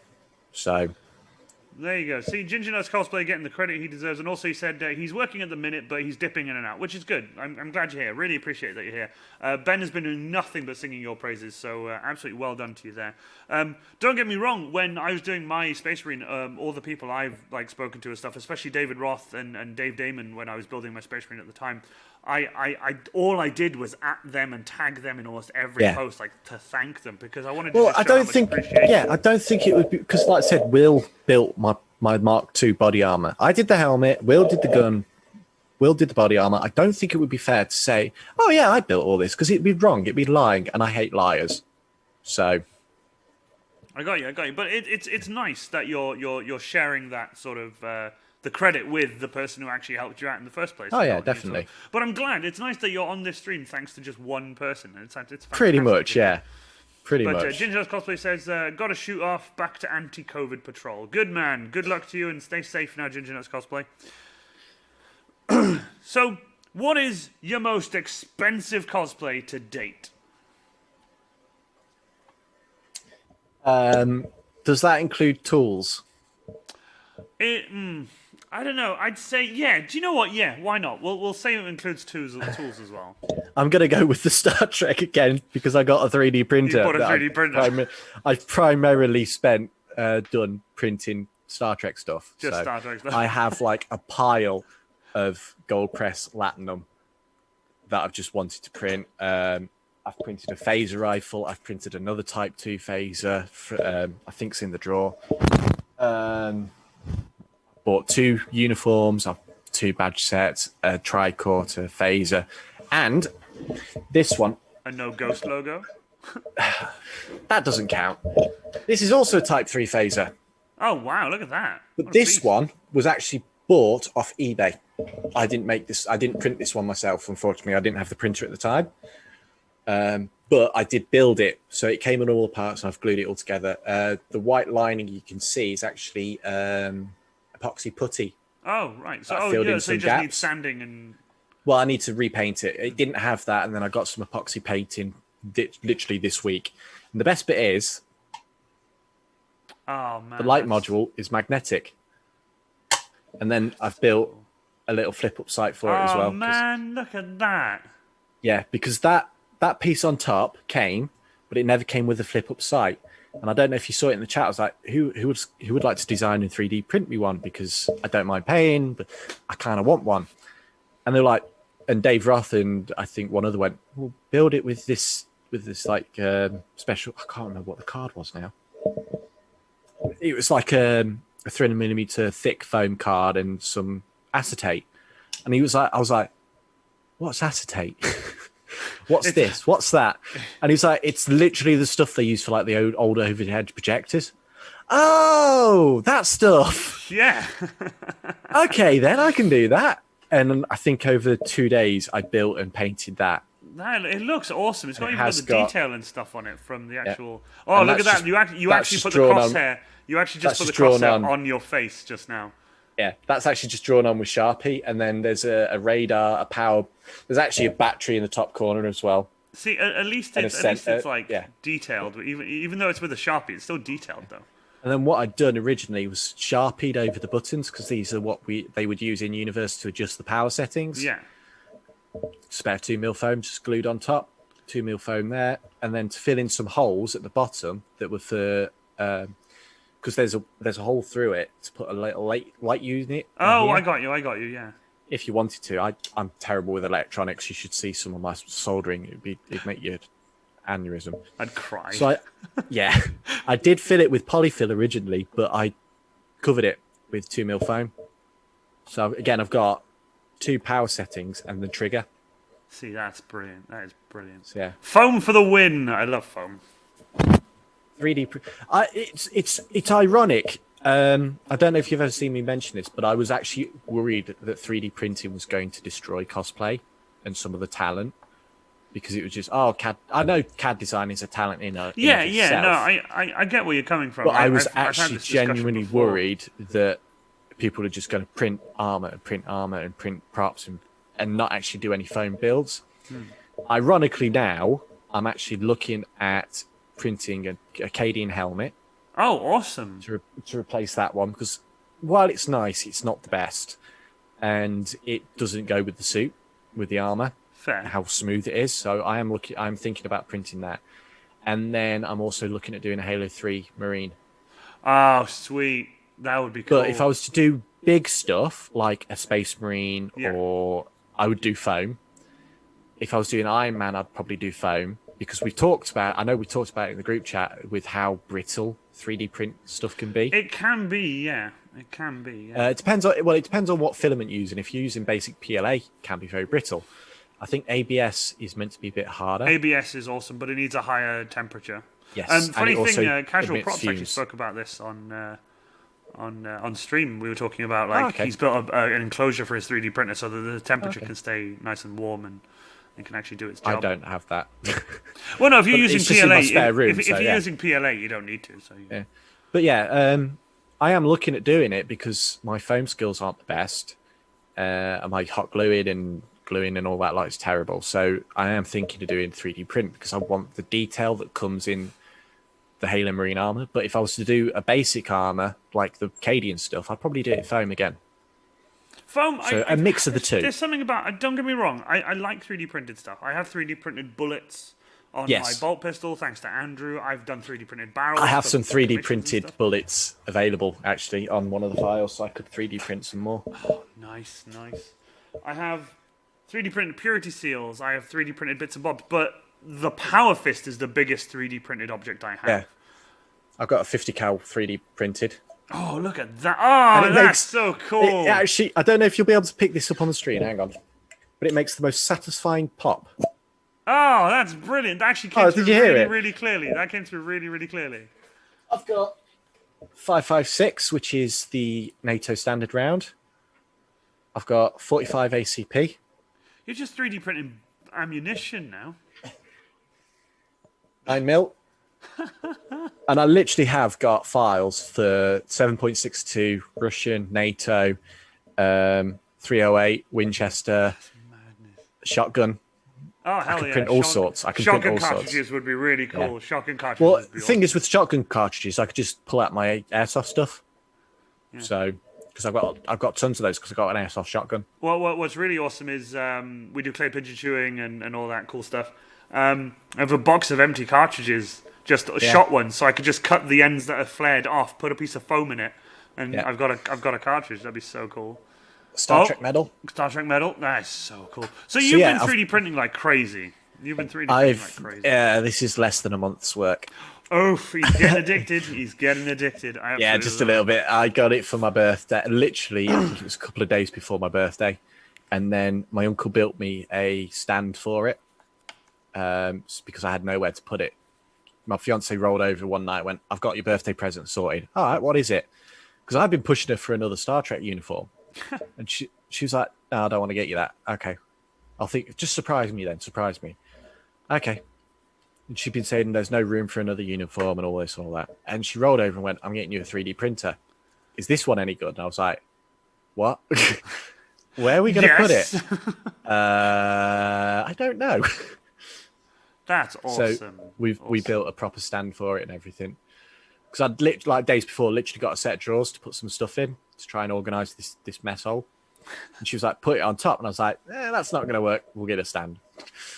Oh man, I like that you've discovered plastic. 3D printing and that it's become a thing now. Like, it is ironic that I was like, yeah, 3D printing is going to be like kill off a load of talent, and it's just going to be lazy cosplay. But oops. Don't get I me spoke wrong, too 3D soon. printing and laser cutting and stuff like that, you're using tools to make There it something. goes. It's fine. But, oh, damn, it came off. Damn. Damn it. But at least we have the exact time and date it came off, so. Yeah. This came off on this time and this date. So this is a two-parter. This question, right? Okay. First one is, what is your favorite part of cosplay? The looks on people's faces and the warm, fuzzy feeling it gives me inside when I make someone's day. See, that is Like the stories one of the I've best. told already, the girl at MCM when I was in Star Trek, the kids at Warhammer World and Warhammer Fest at MCM, and just the looks on people's faces when they realise it's something they know. Yeah, it's great, isn't it? Obviously, with Warhammer, everybody knows Warhammer, but it's when the Space Marines bugger off because they're hurting and they're tired and hot and sweaty. It's just all on the Imperial Guard. Yeah. When we get hot and sweaty, we've been doing it for a few hours. It is always nice to just bugger off and take a break. Yeah, because you know this for a fact, don't you? Is people will be like, "Oh, Space Marine, Space Marine, Space Marine, Chaos! Oh yeah, wow, Primarch," and we're just there like, "Hi, notice me." We're here And too, of you course- know. Yeah, Krieg will know it as well. It's like, "Notice me, senpai, notice me." I tell you a really funny story. One of my favorite stories was someone came up. We were at, I've forgotten what convention we were at. It was in Cardiff, and Ranger of Krieg and I were walking along, and we were walking. I was in my Ghostbuster, and we were walking along. He was in his Krieg, and we were walking along. And a guy was like, "Oh my god, Krieg, that's the coolest Krieg costume." He's like, "Can we have a photo?" And he's like, hands me the phone, and I'm in my full Ghostbuster kit. Like, sure. Took a picture with him, gave him his phone. He was like, "Oh, thanks," and put his phone away. And I was like, "Okay, So this is how it I'll feels. go boogie on off over here." Ranger of Krieg cosplay just put, yeah. And next to cosplay, real Space Marines don't need a break. Haha. It's like, yeah, we don't take it. Yeah, I'll give Dave that one. He's always the last one out of the suit. Don't get me wrong, I did 8 hours at MCM London. I did 8 hours non-stop. I sat down, and actually I say non-stop, I sat down once, I think, for the whole day. Well, this is one of the reasons the I next put day like a then I chest. was, like, This is one of the reasons I put a chest badge and extra stuff on my suit, on my jacket, is so that I could take off the armor and webbing, and then I got the hat, the patrol hat, and I could just walk round as an off-duty guardsman. Yeah, exactly. So if you get all And hot again, sweaty, people you will can- still be going like, "Oh, that's cool. Hang on, weren't you walking around earlier?" I was like, "Yeah, I got a bit, my shoulders hurt, I'm a bit hot. I took the armor off." So yeah, It is absolutely madness sometimes, especially when MCM I think is the one that killed me the most, but it's also when they killed the suit the most.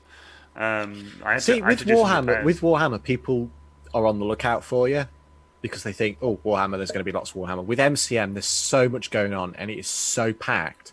I Although wouldn't be surprised. you'd be surprised to see I met a fair few Warhammer people when I've bumped in a couple of. really funny when Warhammer people see my Iron Warrior walk Yes. around. They're just like, "Oh my god!" Like, I bumped into a couple of. I bumped into a Mechanicus and a Valhalla at MCM 18, and we were like, "Warhammer, come here, have come fun, here!" Arctic Backfire. Thank you so much. Also, Ranger of Creed cosplay. Take care of that bot. That bot needs to die. Get rid of that bot. We have a bot in chat. Oh, what's it doing? Yeah, but it's okay. Ranger of Creed cosplay will take care of it. He'll delete the message. But Artist Blackfire, thank Ranger you so Krieg. much. We'll see you soon. Also, Caxel Kuhn says my record for walking around in the Terminator stilts is 6 hours, which is Wow. crazy. I've just got to say something to Krieg. Fix bayonets. A fixed bayonets. A fixed Go after the bot. bayonets. Go after the bot with bayonets. Fix them. It's time to fix the bayonets. This is my I got bayonet. I got a rubber this is my SA80 bayonet for airsoft, so it bends. It's almost like a. This one doesn't. This one is very hard. This one's very cool. We have to have that by site policy because if it doesn't bend, we're not allowed that's to fair use enough. it. This is for my actual Krieg lasgun as well. Believe it or not, this one's my actual. Krieger in the trench Just when he sit- hears fixed bayonet. Just seeing you like funny man. Bayonet click. Yeah, it's the coolest. It's the coolest. Yeah. Obviously, then with the second side of that question, then obviously there's a good Okay. side and a bad side. What is your least favorite part of cosplay?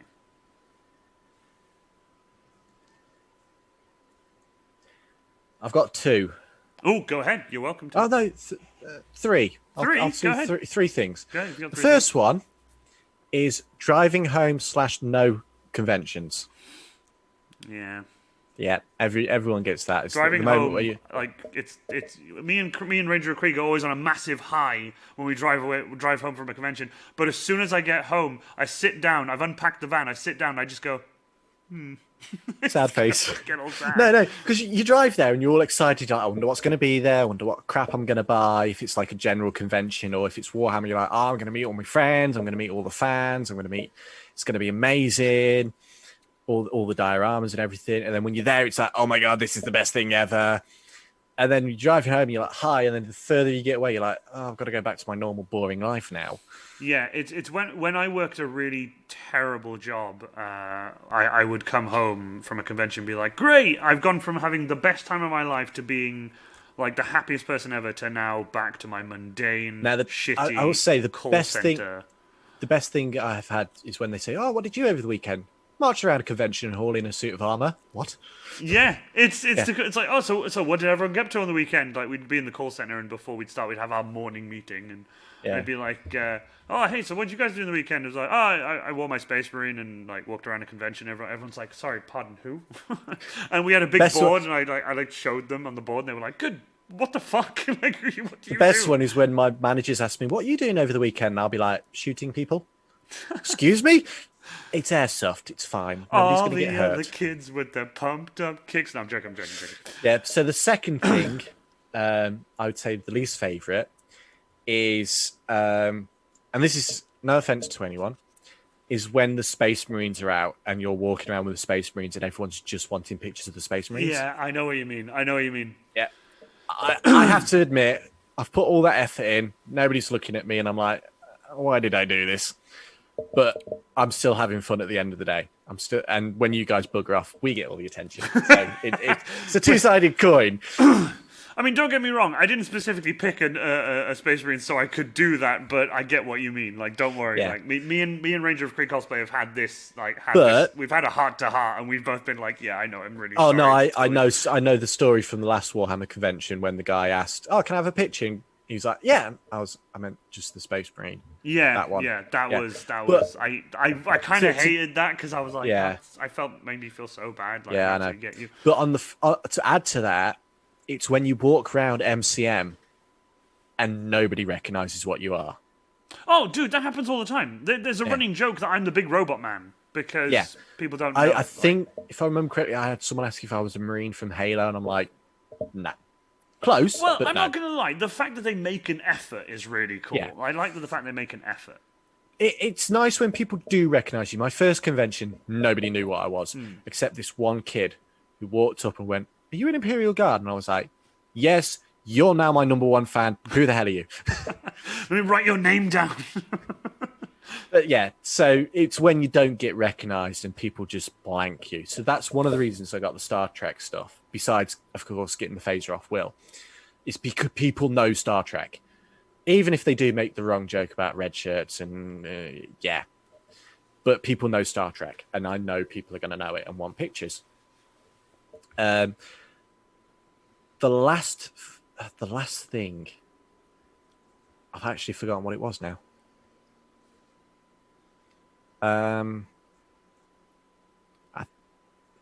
Nope, can't remember what that third one was. No, that's all right. If you do happen to remember it, let me know. We can go back to it. That's not a problem. Yeah. We've had a bunch of really, really funny messages and stuff. When the bot came into chat and Ranger Creek took care of it, we call them Necrons, like damn Necrons. Chat.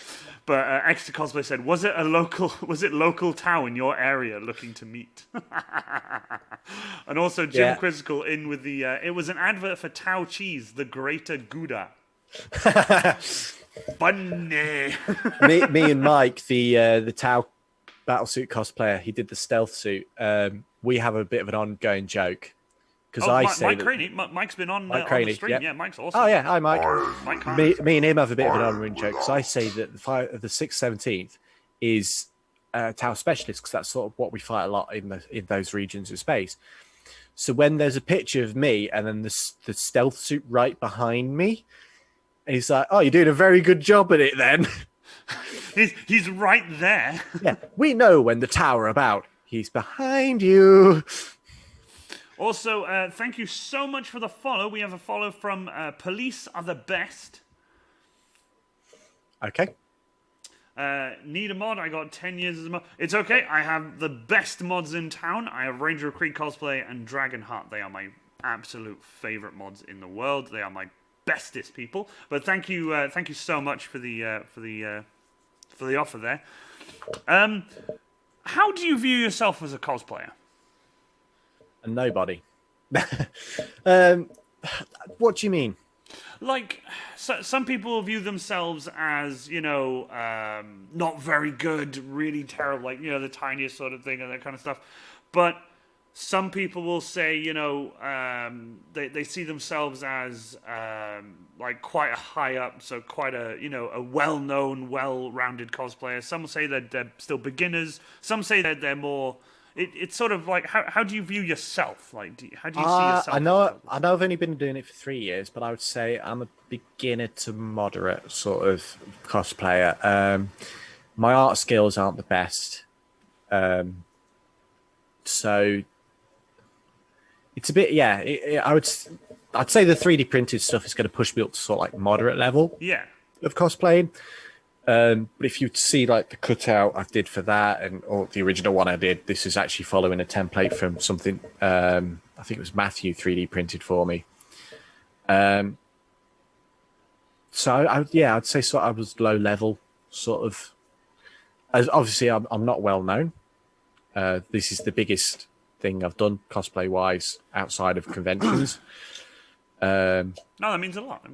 Yeah. Well, this is one of the reasons I was happy you asked me to come on, is because hopefully it'll put my page out there and I might start getting Absolutely. A few more your links are going to be dropped into the chat anyway. I know Ranger of Krieger's on links tonight. He's like crazy sharing links and stuff. Also, Jim Quizzical, through a mirror. How do you view yourself as a cosplayer? Through a mirror. Also, isn't it in a mirror? Don't you view yourself in a mirror instead of through it? I mean, you don't want to go through a mirror unless you just want to get cut up. Unless there's a better world on the other side. It all depends. Some mirror worlds are the best. Or could I say, if you went through the mirror, would we leave the Matrix? But yeah, no, like I said, I'd say I'm low level, moderate, sort of a nobody. I just sort of hang around like I said, when we're at the big conventions, when the Space Marines, I'm always in the background. I know there's a few funny photos of me out there. Oh, you have some of the best memes. When you did that meme competition on your page. Oh yeah. That was beautiful when you were like, "Hey, meme competition," and I won. Yeah, it makes me happy. The thing is, as well, when I do that, I know I'm going to get crap. But the thing is, though, the fact that you know that, and the fact that you love it, and the fact that you don't mind, but like, don't get me wrong, there are memes of me. There are memes of me. But the thing is, I know that, like I said, because I do natural wear and tear, I know if anything gets damaged on that, I could just Sharpie it over. Exactly. Unless sort of like the seams pop, then that's a major problem. Oh, that's different. But if paint scrapes off, I can either just quickly spray over it or just Sharpie it, depending on the level. So that's why I don't mind doing the silly stuff like getting killed all the time or having a foot on top of me, because it's funny, and I'm not that fussed about damage because I know I can fix it. I've seen people where they're like, "Oh, I don't want to do that but I'm wearing my PLC or my Russian webbing that I go rolling around in the woods in. So if that gets damaged, I've done something massively wrong with it." Because that's military grade equipment. If I damage that lying on the floor getting stood on or splattered by a giant axe, something's gone wrong. I'd probably dead myself. So I don't mind doing the silly stuff. That's why I'm always volunteering, and it makes, I'm just the background guy. But still, you do an awesome job at it, because you've helped me a bunch of times, and I know you've helped Extra Cosplay. I know you've helped a few people in your guardsmen and stuff. So it is awesome, especially the fact James. That you're in the one of the pictures where you're getting David's axe into you, and you're like, it's yeah. You do. I think didn't I made a meme out of that one, and I said, "Let me tell you how I got here." It is. Yeah. Absolutely So, awesome. but I'm not yeah, sure what I've, the link in chat is from Caxel-kun, but it is a huge link. I'm not sure what it is though, but I'll have to get Ranger of Creed Cosplay to confirm that for me and tell me what it yeah. is. But yeah, I've helped James Bailey out as well. Mortis, He is I awesome. think it is. Yeah. Yeah, I've helped him out a couple of times in and out of suits and spotted for him at things. I think you've helped me get my Power Fist on with Ranger of Creed Cosplay. Yes, I did, and that was a ball ache because I had no idea what I was doing. It's fine, just hold it, and then Ranger of Creed does all the Yeah, bits I was and like, bobs. "What do you want me to do? Just hold it?" And it's like, "Oh, can I've helped Dave Sinclair suit up and take suits off as well." He does his tech use test, and he puts on my Power Fist for me. The being stepped on. It's a link of you being stepped on. That's awesome. Oh, is it? Yeah. Oh, sweet. That's in chat. That's absolutely awesome. Thank you so much. Thank you. I know you've only been cosplaying like a little bit. As you said, you went cosplaying about 3 years. But what would your advice be to somebody who's starting off, much like yourself? Like you're starting off into the whole cosplay side of things. What would your advice be to somebody starting off? Do something simple. Don't worry about shop buying. Like I said, I've got 2 shop bought Star Trek uniforms. I can't sew for crap myself. This is shop bought. The trousers are shop bought. Don't. I've heard so many horror stories about people jumping into the deep end, wanted to do the big stuff. Ginger Nuts told me about someone who wanted to do an Overwatch cosplay, one of the big power armors. Oh wow! I can't remember. It was Reinhardt. That's the one. Reinhardt. Yeah, he was like, "I'm going to do this," and everyone's like, "Have you done anything like this before?" No. Start off simple. Do something smaller. No. And he did like a foot and gave up. And just never showed up again, sort of thing. So if you are going to do cosplay, do something simple. Don't worry about buying things. You don't have to make everything. If it's bought out of a Halloween costume shop, as long as you're happy with it, do it. There's so many different levels of cosplay. If you've got the talent and you want to sew or you want to make something out of foam armor or 3D print it, go for it.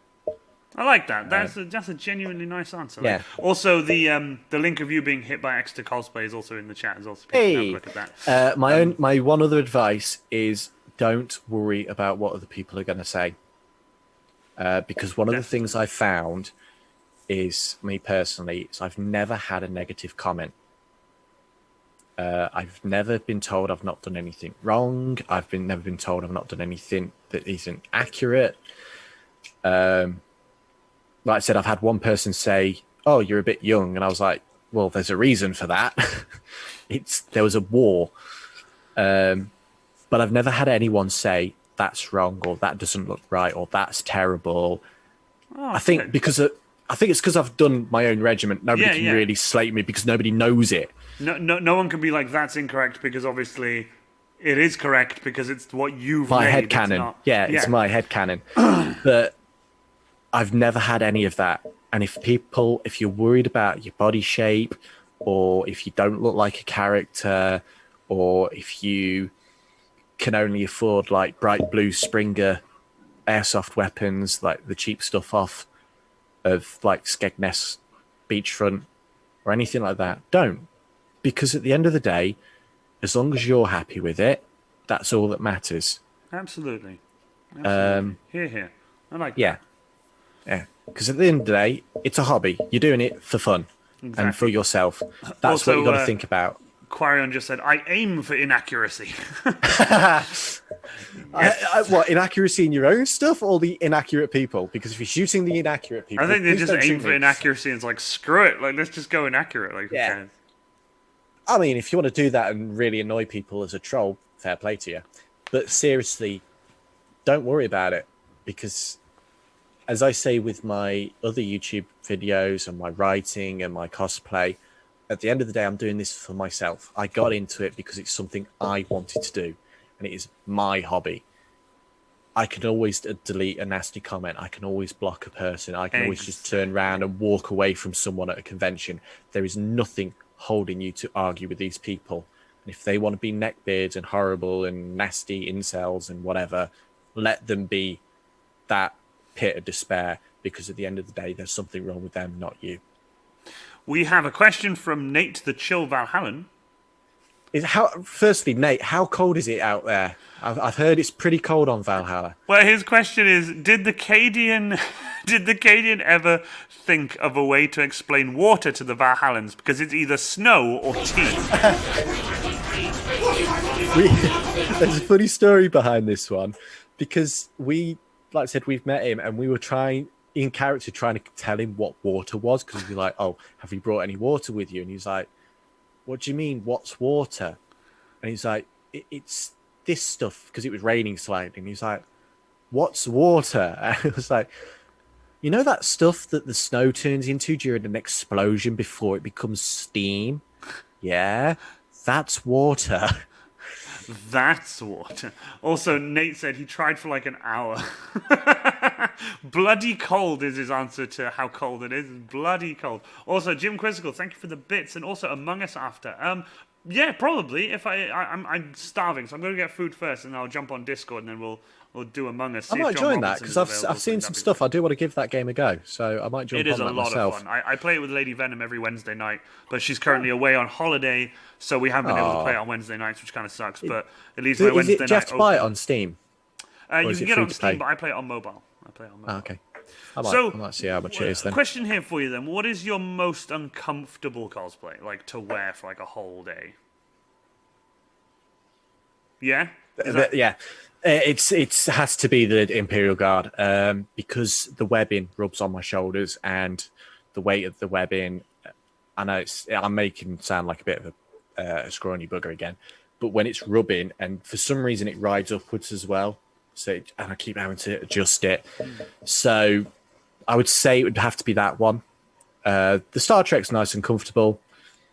A little bit itchy at times because of the way it's sewn, but I would have to say it's my Imperial Guard one. It's the most uncomfortable. Besides my airsoft stuff. Uncomfortable Imperial Guard. Yeah. But it's mass-produced body armor. It's not meant to be comfy. It's just produced. I absolutely love it. But yeah, besides my airsoft stuff, I would have to say the Imperial Guard. Are you more of a solo cosplayer or a group cosplayer when it comes to being at an event? Do you prefer in groups of like people, or do you prefer more? If it's, like I said, I'm a part of Adeptus Habitus, as I am anyway. I was sort of one of the founding group. So if I'm doing something with you guys, then yeah, I don't mind doing group stuff. But I might wander off just to get a bit of a breather. Like I said, I'm a deer in headlights at times with you guys, so I'll just wander off and go look around and try and get a little bit of attention on myself, get away from the Space Marines. The Star Trek, again, I wander around. If I bump into someone, brilliant. If I'm not, fair play. If a group said, oh, we want to go, can we do this? And I'll be like, if I've got it, yeah, sure, why not? If a mate was like, it's my first time at a convention, can we go together? And he's wearing something completely different, fair play to him. I'm not fussed. I'm easygoing. I'm very flexible about how I do my cosplaying. So yeah, I'm not fussed. In terms of sort of group cosplays, do you have a specific group that you have Star Trek wise? Like, is there a group of you? Like, so with Star Trek, they have ships, which is like regions of the country, and that's kind of cool. Yeah, I think the region I'm in is the USS Phoenix, Nebula class sort of spaceship, and sometimes they organise going to conventions together. Most times, unless it's one of the big Star Trek focused conventions, Destination Star Trek, for example, which has been postponed to next year again. No. Maybe I haven't gotten involved in any. Literally, the only group that I'm really involved with is the Warhammer one, because for a long time that was the only cosplay I had. I've only worn the Star Trek one once. I literally bought the jacket, and then lockdown happened, and all the conventions got cancelled. Like I said, I'm very flexible. So if a group of people said, "Can we all rock up to MCM Birmingham in our Star Trek stuff?" and I was free that weekend, I'd be like, "Yeah, sure, why You'd not?" be down for that, yeah. Awesome, Yeah, awesome. new And then friends. obviously the same goes for the Warhammer side of things when we Yes. do Warhammer Fest and stuff. So. Yes, when we know there's an event coming. We have a question here, but I'm having trouble reading the name. KAA Cadet Learner. Car Cadet Learner. Cadet Learner. Car Cadet Learner is my brother. Hey, awesome. Hey, hi, Joe. We have a question from him. Any advice for a Mordian cosplay from Mr.Benn?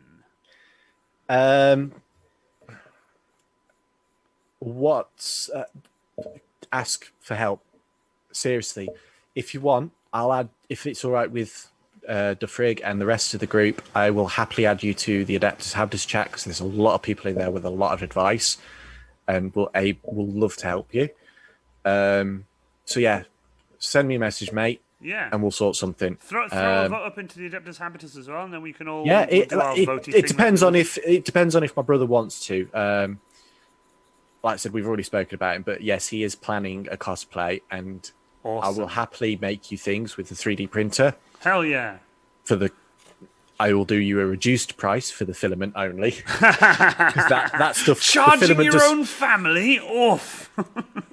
Well, this is one of the things I said. If there's a file for it and I can download it, I don't mind printing people things. But I will. Your microphone is gone. Hello? Oh, there we go. I can hear you now. Sorry, it cut out there for a second. I must have just caught it. But yeah, the filaments can, depending on how big it is, isn't cheap. So, but I don't mind helping. Honestly, we've spoken a few times about it. Join one of the Facebook groups and ask for advice. Absolutely. Yeah, absolutely. There's more than enough people out there who would be happy. Unless you ask me something specific, I can't really give general advice. Besides, go and get advice. Besides, go and ask other people. Yeah. Don't ask me. I don't know anything. Would you say Warhammer is something that's had a huge impact on your life since you started cosplaying it or playing it, like in general? You said you started off the minis. So, me and my brother, obviously the brotherly love was very much real, and we always argued and fought. And there's always fights going on. But the minis and the Warhammer minis was one of the things that actually brought me and Joe together. And we'd literally sit for hours talking and painting, and there'd be no squabbling, no fighting, nothing. And it was really peaceful, and we both really enjoyed it. Like I said, this is one of the reasons I did Vestian was in a homage to those times, because it'd been so long since we stopped doing it. Because we were still in school, we didn't have jobs, and it was so expensive, and we weren't doing any games, so we were piling up, and just weren't doing anything. So we just stopped. So I thought when I got into doing the Imperial Guard, I went, I'm going to do Vestian because it was such a nice moment in my life with my brother. We're having the same thing with Airsoft now. And there's other things we would just sit in hours and do together. But Warhammer was the big one at the time. And then since doing cosplay, I've gotten so much happier, so much more confident. I've made my own Facebook page. Because for ages, I didn't know what to call it. I was thinking, should I?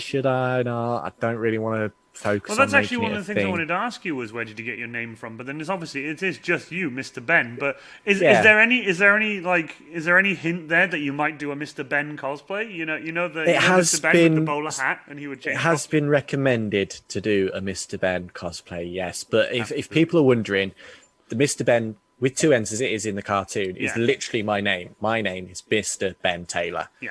So I can't get done for any copyright claims because I'm literally Mr. Ben. You are literally Mr. Ben. Yeah. I couldn't...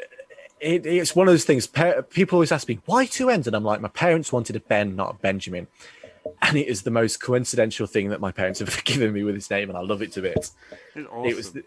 I said to Will, again, this is one of the things I said to Will, that I have to thank Will for. He's like, do I make a Facebook page, and what do I call it? And he's like, Mr. Ben? I was like, but I was like, yeah, why not? Go on then. So I made Mr.Benn Cosplay. I think there's one other with a very similar name. Out Ben there, with one N? No, still two N's, but I think I don't know. So there is 2 pages, but I changed mine to Mr.Benn Cosplay and props since And I've now got props, the 3D. yeah. And since I like printing things and I'm a bit addicted. That's my drugs. I like that. But yeah, it's just made me more confident, more happy. I'm in a much better place than I have been for a very long time.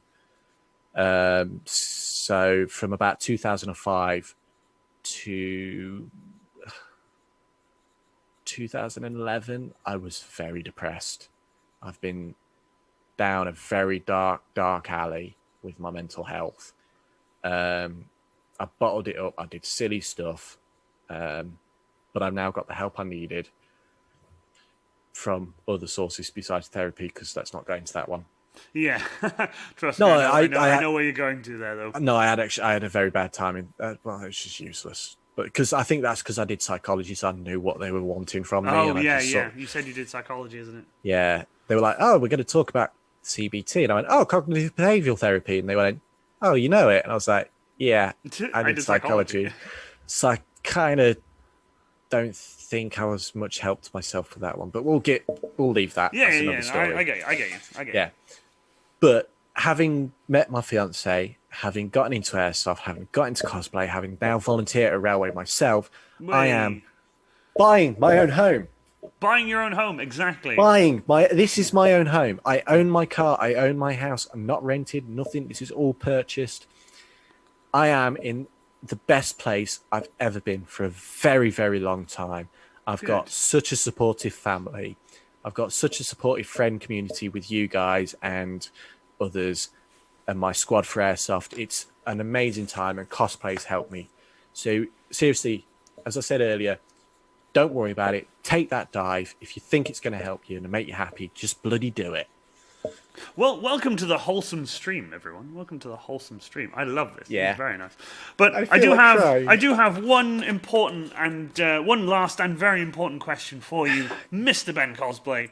Yes. Where the hell can we find you online?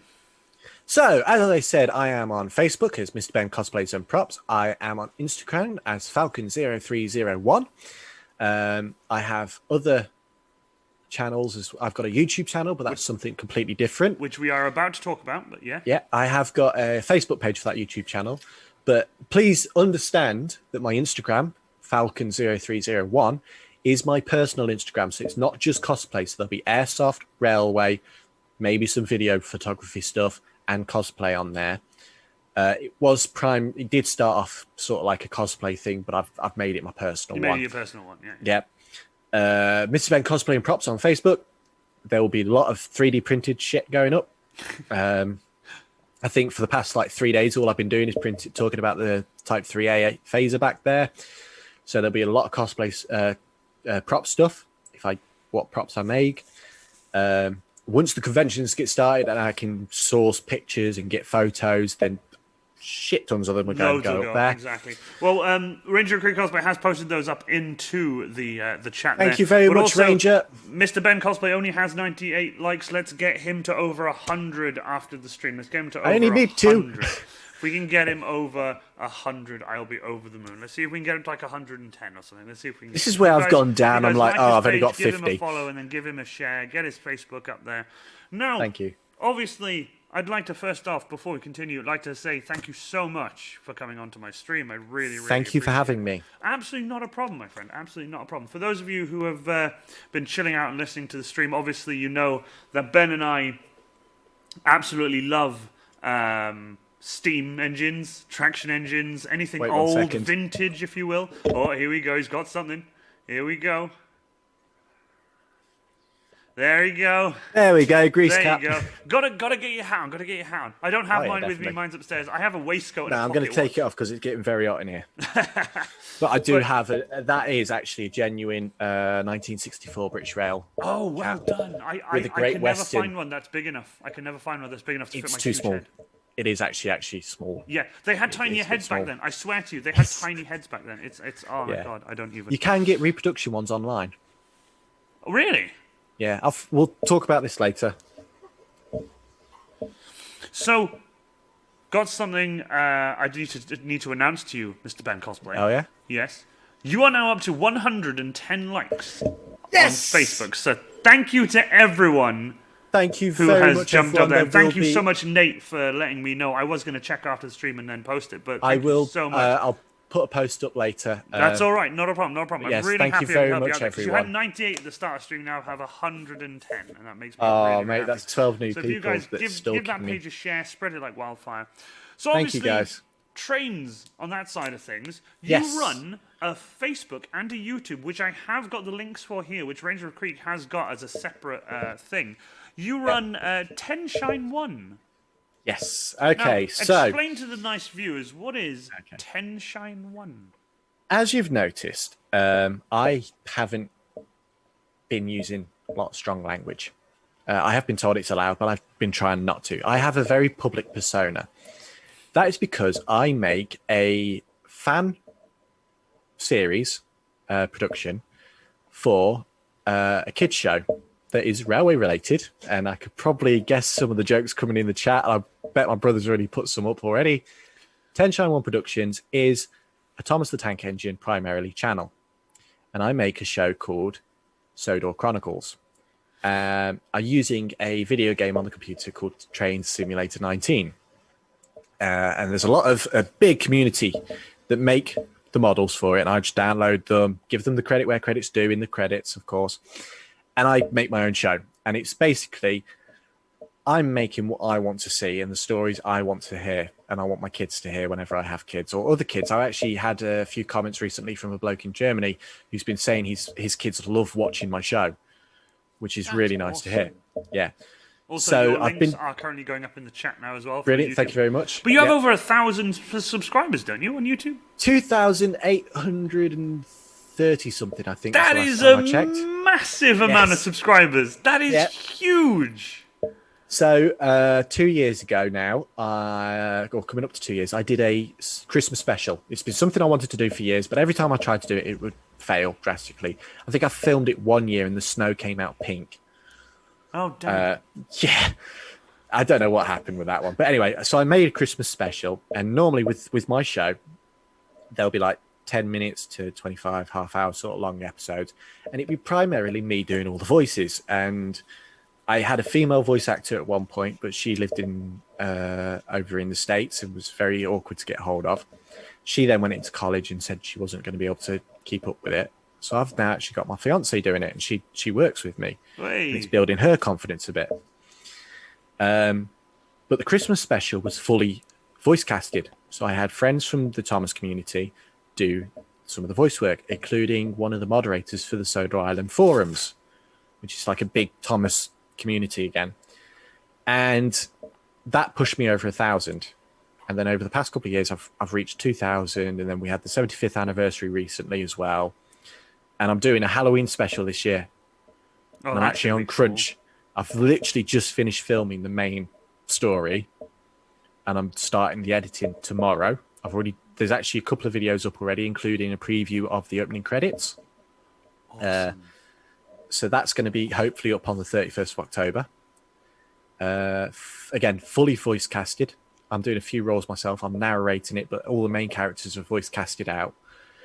But it's not just Thomas on there. I have got a couple of like behind the scenes of another YouTube channel called Steam Locos in Profile. And he's a mate of mine, and I went to Barla Lake with him and filmed some stuff with him and blew up some model trains of Pacer units. So there are a couple of videos on there, and I've done a couple of how railways work. And with my very basic knowledge, I try to teach people the basics of certain aspects of the railway. So the first episode was signalling, which I did in an hour at the Didcot Railway Centre I'm going to do this now. So there was no script, no research, nothing. And I just, because they'd opened up a signalling centre where they had some stuff you could play with, including a working signal and bell system. And I was like, awesome. oh, this is awesome. So I went back towards the end of the day and I was like, right, I'm going to film this. I'm going to try my hardest because I already knew a bit anyway. And that was the first video up. I've been told it's not very accurate, which is fair enough. I didn't know my stuff back then. I've done one on head codes, and I've got one. I did have one in the work for breaks, but I might refilm it. And then hopefully I'm going to be having some stuff from Statfold Barn Railway as well, where I now volunteer as Wait, a I remember you saying yeah. you volunteer there now. That's really Yeah, awesome. I'm a signalman at the Statfold Barn Railway, which also will be on my Facebook page, 10 Shine 1 Productions. And I'm a guard there as well. So a lot of my railway stuff goes on that YouTube channel and that YouTube Facebook page. So yeah. We also have Nate. Nate just said, "Do I spy some tugs on there as well?" And yes, you Yes, do. yes, you do. Spy. I Me and Ben actually bonded over tugs. Yes. Sorry, we And- bonded over and tugs railways, yeah. because I watched tugs as a kid and I loved tugs. I thought tugs was amazing. I loved Thunderbirds, Thomas the Tank, Stingray, Captain Scarlet. I loved all that, but tugs was so up there for me. There was something Oh, about yeah. tugs that I just loved. I fell in Well, love with tugs. I've like said, I've been to the museum where they've actually got the models Where they've from the got the show actual real several tugs. times. Yeah, because they're not far from me.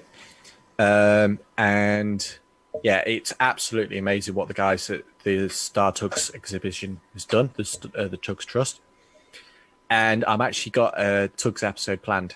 Oh, I can't wait. I can't wait. Yeah. I'm looking forward to seeing that. I'm looking forward to So seeing yeah, it. I'll send you a video later, mate. That would be awesome. That'd be awesome. Because again, it will pull on the heartstrings. But honestly, your love for cosplay, your love for just the community in general, your love for what you do, like your Ten Shine One Productions. I mean, that's 2002. What 2.84K? I've just been told. Wow. 2.84K followers. Wow. You do a lot of stuff that you love, and you, as you said, Yeah. you own your own home. You've got a fiance. You're on your own car. You're doing great. I'm glad you've come out of that very dark place, and you're doing stuff Oh, that yeah, you definitely. love.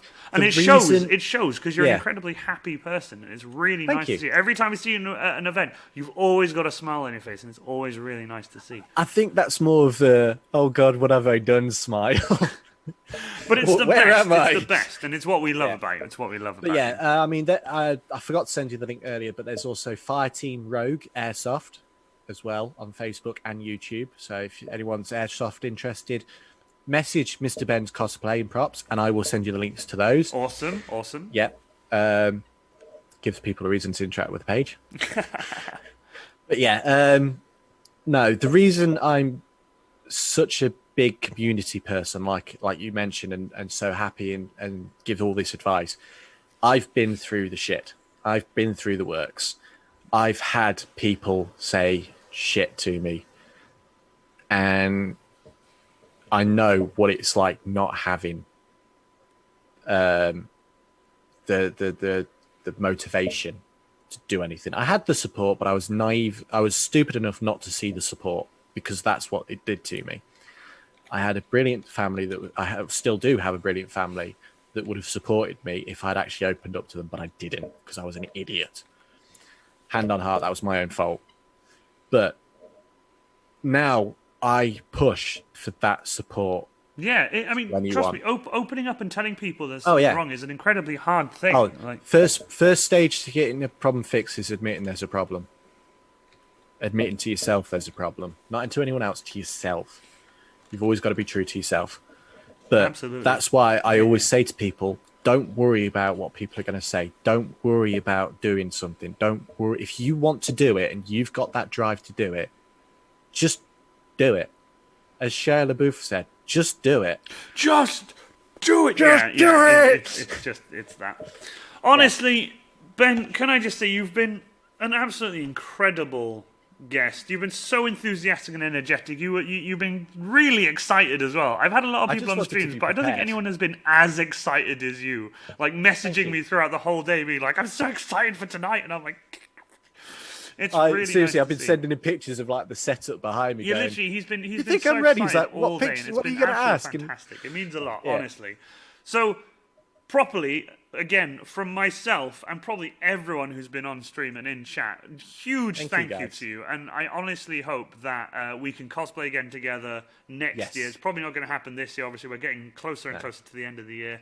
But and next there's the year, second wave. just you wait. Next year there'll be a Warhammer Oh, yeah. Fest, and we'll kill you all over again. Yeah! Absolutely. I like Absolutely. dying. Now, for those of you on stream, please stick around. I would really appreciate if you guys stuck around because we are going to raid Artemis Blackfire because she's such an awesome supporter of this channel. We're going to raid Artemis Blackfire one more time. But obviously, I do have a small announcement. Obviously, we have also thank you, Jim Cuskel, for the 5 bits. Yes, Among Us. We'll be doing Among Us at some point tonight now. 2 announcements. I have 2 more guests. I believe it's 2 after Mr.Benn Cosplay. I have 2 guests, and then that will be the end of Season 2 Electric Boogaloo, which is the Season 2 of the Iron Warrior Cosplay Q&A stream, Season 2 Electric Boogaloo. Season 3, my second announcement, Season 3 will not be starting until next year. I'm giving it a break from basically October now. I'll be doing my 2 last streams. I don't think it's going to happen, sadly, due to scheduling issues, if you will, and COVID and all that. I do have 1 special guest planned, depending, like a very special guest, depending on what happens. I'll have to speak to him, see what happens. It might be next year, but Season 3 will be next year. So Season 3 will be 2021, and I'll be doing a fresh season with new guests, and also it will probably only be 1 night a week. It'll probably be Thursday nights. I'll be doing Thursday nights from 7 p.m. And also, before the end of this year, I am planning a 12-hour stream. And obviously, I'll be doing the big announcement for that. I did 5 hours, and that almost killed me, so good luck to you, sir. I'll be doing a 12-hour, and I might even, this is genuinely something I've been thinking about, I might even do the 12-hour stream, and we might do it for charity as well. So we'll see what happens there. See if I might join in that See one. if we can get a charity that everyone wants to support, and see if we can get that going. I think that'd be really cool. We'll have a big charity donation button on the side of the stream. And obviously, as all of you know, every hour from 10 a.m., I'll be getting 1 person on for every hour, and then until the very end, where all of us will be on. There'll be 12 of us all together, and then everyone can just say a big goodbye right at the very end. So we'll see what happens there. That's a plan. I'm still working on that right now, as well as actually going to work every day and working on other bits and bobs in the background. So I'm hoping that will work.